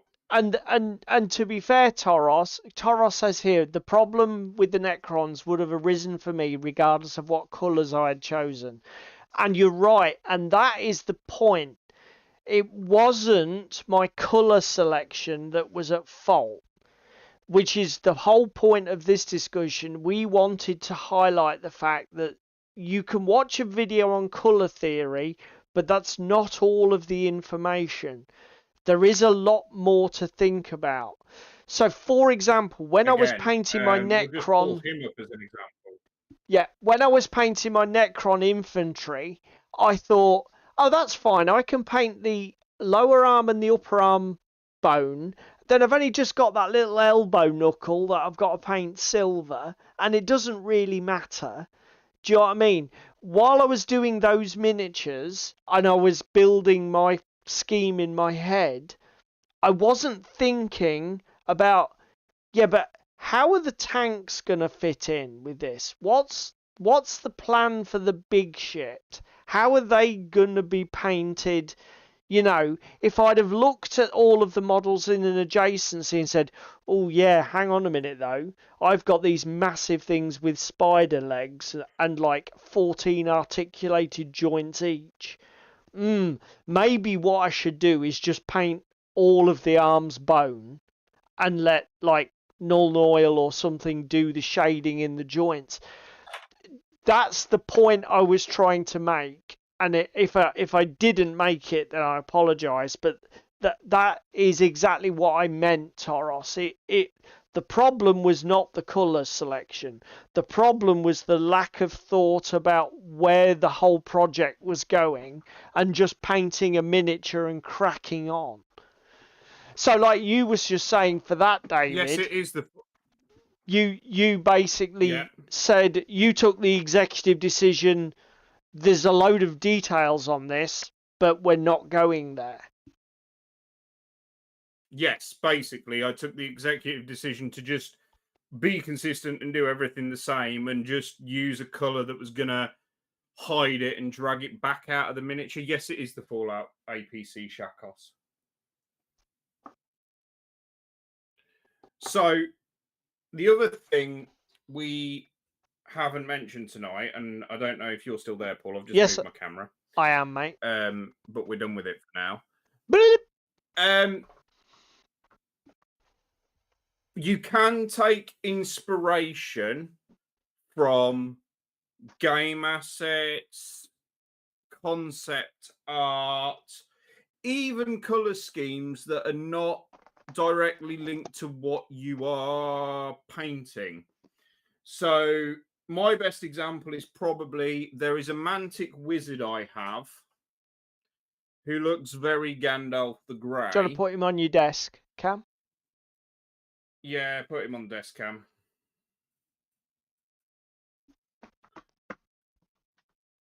So I went and said, fuck it, he's becoming Gandalf. And painted him up exactly as Gandalf. A lot of the stuff that I've been doing for Mythic, I have physically gone and looked at the art cards and I'm renditioning them as closely as I can honorably get them to the art card for Mythic Battles Pantheon. Or this is Ragnarok, technically. Of picking out the particular colours that work for different miniatures that are representative on the card. You don't have to. I was going to say, Shakos says, have you tried the roller dice to pick a colour challenge thing? I haven't. Where's that? Is that like a... Yeah, I mean, to be honest with you, Shakos, this again,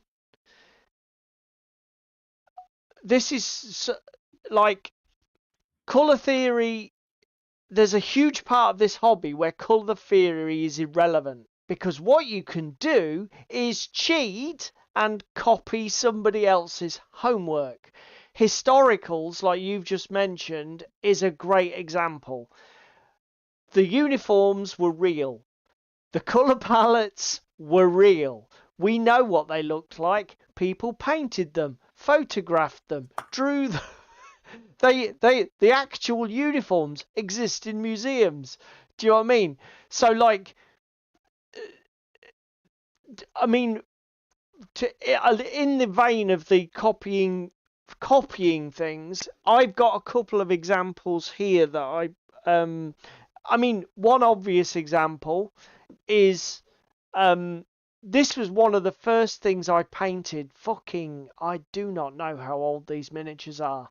But at the time, I was a bit into my American football. It'll be the 90s, late 90s, early 2000s maybe. And I just decided to completely steal the scheme from the Dallas Cowboys at the time, who were using like a silvery grey blue combo for their uniforms for the Dallas Cowboys. So it was like, okay, well, I'm just going to steal that and use a grey, white, blue Again, combo. we discussed it earlier. In stream, the fact that red and green is Leicester Tigers colours, and Blood Bowl is one of these games that you can get away with fucking murder. Yeah. Go look at a football strip, pick it up, pick the colours out of it, go fucking play with it.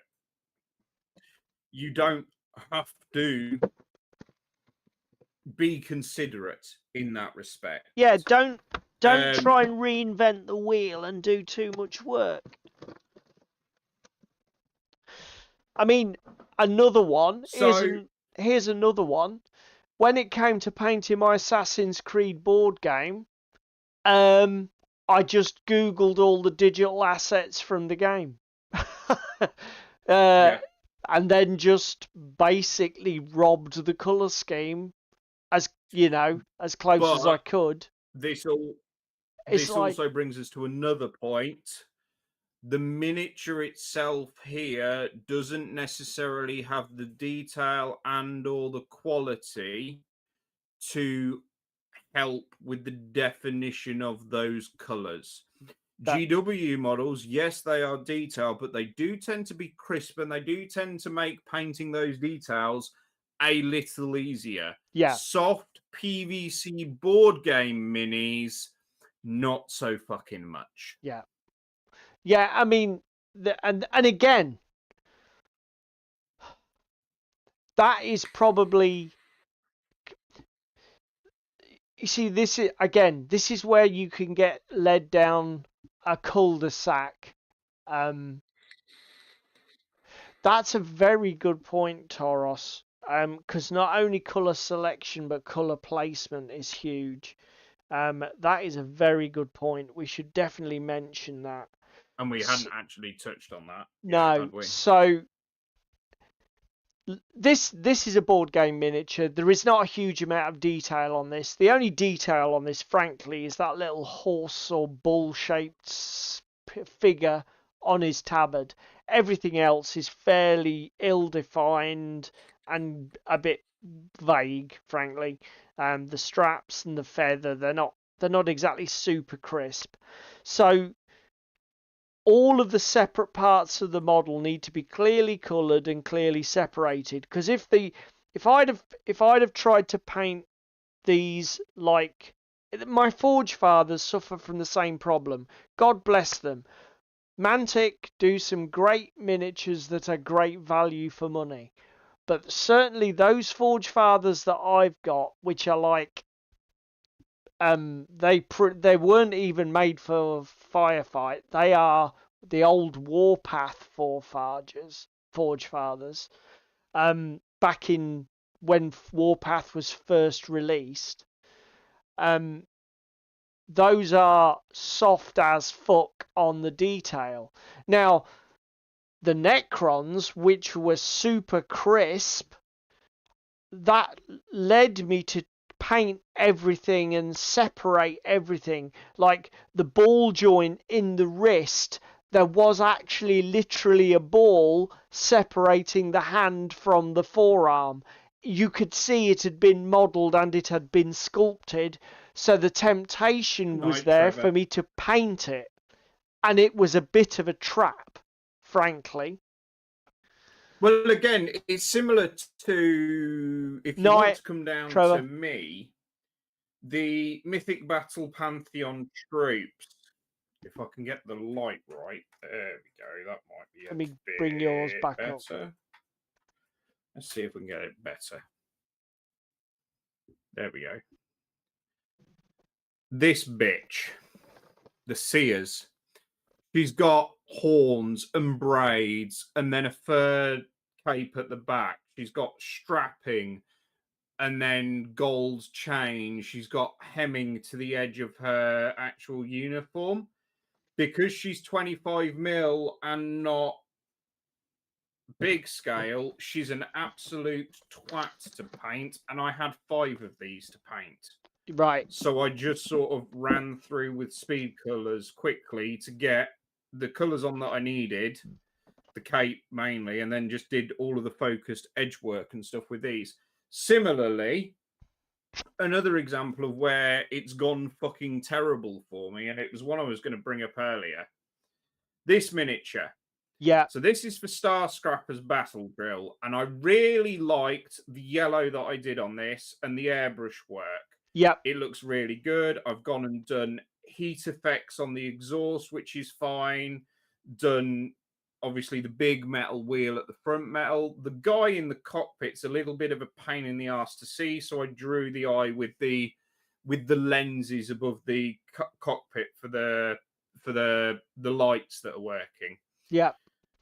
But then I have these leather packets, and these leather packets blend with the base. And then to make matters worse, not only did the base get painted Martian red, as you can see, I've gone fucking ham with pigment. I've gone ham with rusty pigment. Yeah, and you've reddened everything. The entire hue of everything, and it's tinted it all the same. I've probably gone a little too hard on the weathering on this model. Well, the problem is the weathering, which is another great... do you know what? It's almost like we scripted it, but we didn't because we're not that professional. But this is a great example. Like when you're selecting your colours for your paint scheme, the other thing to bear in mind is there are a lot of processes that we go through when we're painting models and miniatures, which means that after you finish the paint, there might be more steps, such as an all-over wash or pigment powders. Basting. Exactly. So what paints you've put down may have their colour tone or whatever changed dramatically. So like David's just said there, the metallics on that, what you probably had at some point was the metallics when they were super clean were probably close to a blue colour, and the yellow paint gave him a classic what do they call it? Complementary blue-yellow colour scheme, which is an absolute cliche of colour theory, isn't it, mate? Yellow and blue. But as soon as the red weathering powders hit those metallics and moved the whole fucking colour palette into the red, what you've now got is essentially an analogous scheme where everything is in the red-yellow spectrum, and as a result, he's got exactly the same problem that my Forge Father models have, which is you can't tell what anything is. The model has no definition at distance. There's no separation of the base from the wheel. Even this bone for this. Again, the bone with this bullhorn. Yeah, because it's a yellowy colour, isn't it? To the point that you can barely see it in some angles. Yeah. Yeah. Because the weathering has moved it into the yellow brown. I I like the model. I like the fact that I dicked around with the yellow on this. It's my first proper time painting yellow, and this wasn't over a pink undercoat or anything. Night Toros. And I do like how weathered this model is. Yeah. Because it suits it for the gameplay and the fact that this goes ripping through the ground and it's going to get covered in dust and grime and shit and everything else, and everything's going to end up a little bit samey. But now I have a predicament for the rest of the faction, because how am I going to tie them in the same and do all of this yellow and then weather the shit out of it with pigments? Or am I going to leave them bright and vibrant, and then they're going to look at odds to this piece of gear? Yeah. The thing is, if you'd have talked yourself through that whole process first, you'd have ended up, because like you said, okay, the wheel is ripping through the ground, so the wheel is going to end up weathered to look like the ground. So the ground and the wheel are going to be unresolved and very similar to each other anyway. So the thing I must do is make the upper hull super contrast from the base. But that's not how it worked, was it? Because like, if you'd have chosen a green or a blue for that upper hull, that whole model would have made so much more fucking sense, wouldn't it? But and again, the only reason I picked the yellow is because in the character art, these guys are yellow. Yeah. And I don't really get to paint yellow that often, so I went down this road and did all the painting and airbrushing, and then got to the stage of weathering it and was like, fuck. Yeah.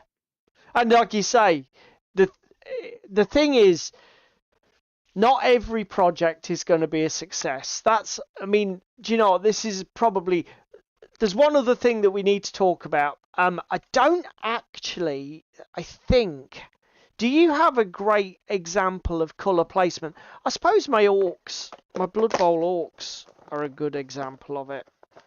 But then again, I was ripping something off, so I might have what I may have one here actually, which is my sepulchral guard.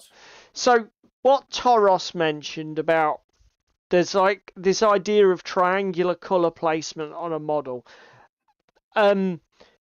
Essentially, what you need to do is when you're painting a miniature specifically, it comes down to adding shape and definition to the model at distance. And one of the tricks that you can use when you're painting a miniature is, and again, right, if you've got a miniature and let's say there are 10 things on this miniature, so there might be a hat, some boots, trousers, shirt, weapon, belt, whatever. Don't necessarily pick 10 colours.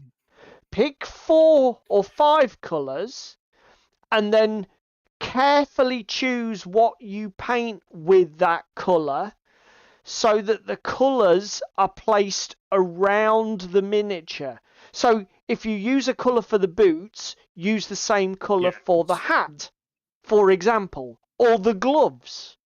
Yeah? This guy is a good example. So everything here is quite what I would describe as warm. The purple cape is a warm purple rather than a cold purple, because we've gone more into the pink spectrum. He's got very corroded armor. We've gone with the oranges and the warm browns.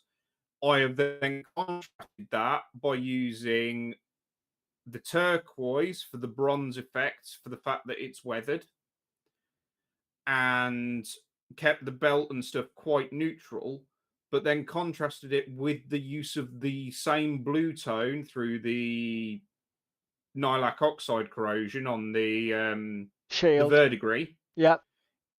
And added that into the base. I specifically picked out the head of this miniature to be the brightest point, and left the eyes really dark to draw your eye line into his face to balance off and play off against the cold that's running around here and the warm that's running all down this side of the miniature. Right.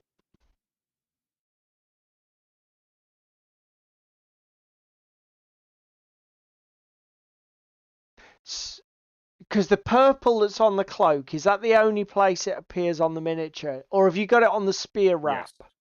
Yes. What colour's at the top of the there's spear? no spear wrap. Oh, is it just Rust a again, blade? because it's all corroded. Oh, I see. Right, got you. It's all corroded. Yep. Okay. So, and again, I kept the corrosion the same through all of the weapons and bits that were Yeah. iron. so again, placing that same colour. I've got a different example. That's far, again, because this is an old miniature, but it shows the principle really.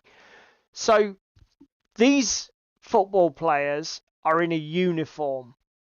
So the whole uniform is essentially blue, but then the miniature is topped and tailed with the white. So the grey white is the same, and it's on the helmet and the boots and the shoulder pads. So it literally just tops and tails the miniature. It gives the miniature verticality and height.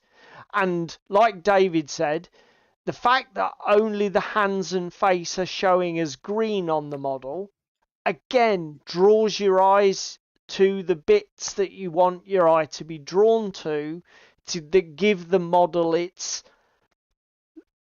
Obviously, it's not a human, but it's humanity. It has a hands and face. It is a living thing. Do you know what I mean? You see how the painting resolves the model. So that's I think our deep dive, isn't it, mate, on colour theory. I think there's one final area that we haven't spoken about. Go on, I then. want to just say it quickly in passing. Yep. Epic Warpath is a prime example. We've got tiny little 10mm miniatures on a 25mm round base. There is a lot of surface area to be occupied by the basing material. We need to be considering the basing material as we're picking the scheme, because if you pick a complementary basing color on Epic Warpath with the scale those minis are, it's not going to work at all. Well, do you know what? You're going to have a hard time resolving where the miniature starts, where the base is, and all of that. Remember earlier, we didn't really go into it, but we did mention it earlier.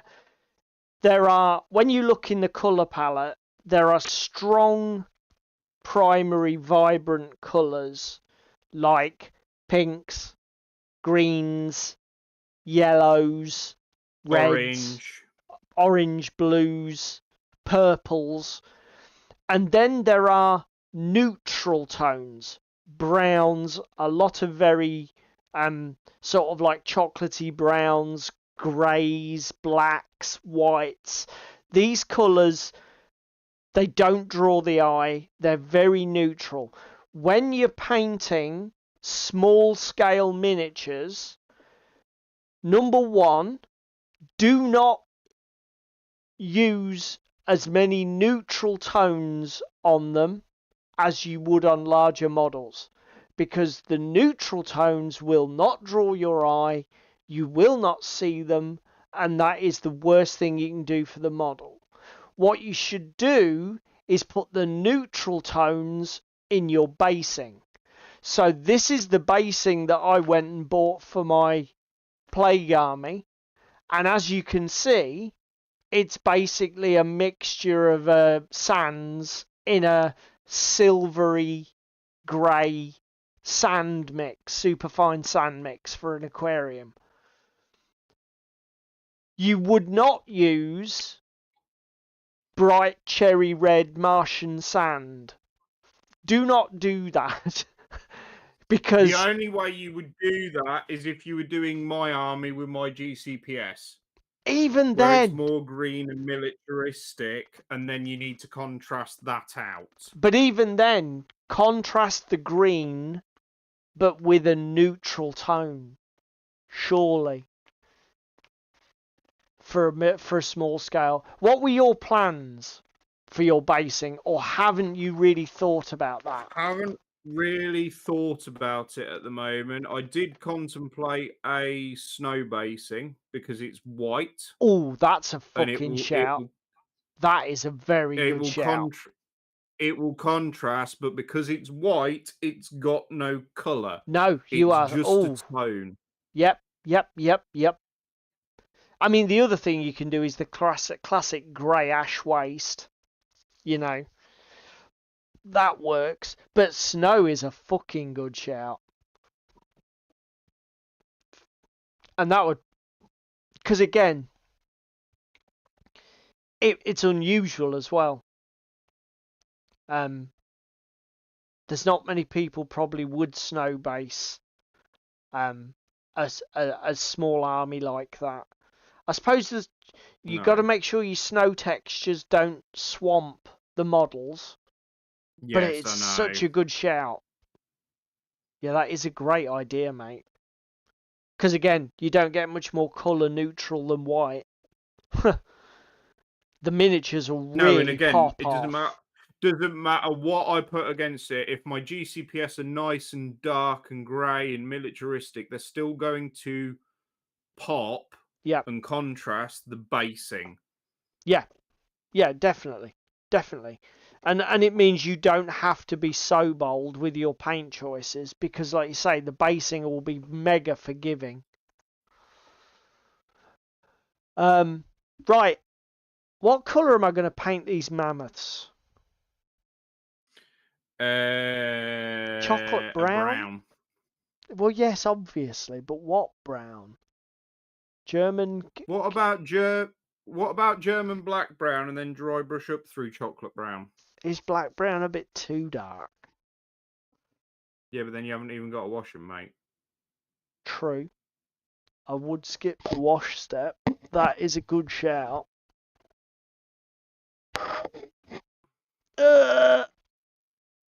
German camo black I'm just brown. painting skin tones at the moment.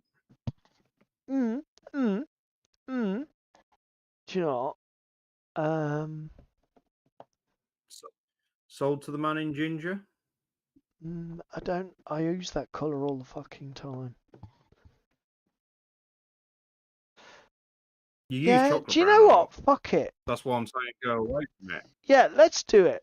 Let's go with German camo black brown, and then we will just dry brush up with no wash step. Let's do that. Right. We need to call it. It's already 10:05. Thank you very much if you were along for the ride tonight, whether that was live as our fantastic audience here over on the my left. Thank you very much to them, our co-stars as I like to call them, for making tonight such a fun thing for us to do. Even if it wasn't fun for you to watch, we enjoyed it. To bugger you. If you're watching along later on YouTube, thank you very much for that. All engagement is appreciated. If you can only do one thing, please click the like button. It does help us a little bit in the algorithm, and we appreciate it greatly. If you want to do the other stuff, share, comment, subscribe. That's just fucking amazing. But you do what makes sense for you. It's your YouTube experience. You do that as it suits you. And I think on that note, I'm going to get this German camo black brown sprayed on these models, and we're done for the night, mate, aren't we? I think I've got to go tie some models down, seeing as we didn't have enough 50 Shades references in this stream. So I'm going to go tie some models up, boys and girls. Have a good evening. See you later.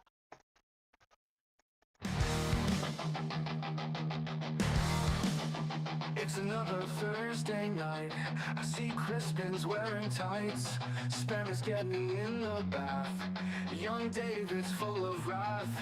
Paul is tightening his straps. Where on his apron you saps. Technical difficulties, technical difficulties. They're really such a crime. Technical difficulties, technical difficulties. They happen all the time. It's Yellow Belly Tabletop time. It's Yellow Belly Tabletop time. It's Yellow Belly Tabletop time. It's Yellow Belly Tabletop time.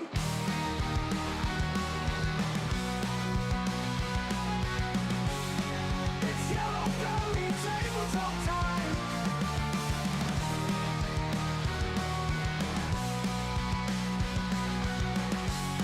It's Yellow Belly Tabletop time. It's Yellow Belly Tabletop time. Cheese Me is on day release. Dan still tries not to crease.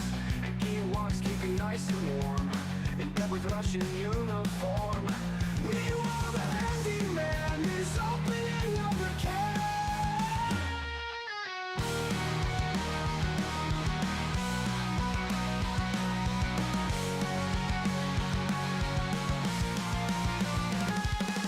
Technical difficulties, technical difficulties. They're really such a crime. Technical difficulties, technical difficulties. They happen all the time. It's Yellow Belly Tabletop time. It's Yellow Belly Tabletop time. It's Yellow Belly Tabletop time. It's Yellow Belly Tabletop time. Cheese Me is on day release. Damn Chef tries not to crease. But he walks keeping nice and warm. In bed with Russian uniform. Meanwhile, the handyman is opening another can. It's Yellow Belly Tabletop time. It's Yellow Belly Tabletop time. It's Yellow Belly Tabletop time. It's Yellow Belly Tabletop time. Cheese Me is on day release. Damn Me Up tries not to crease. And he walks keeping nice and warm. In bed with Russian uniform. Meanwhile, the handyman is opening another can.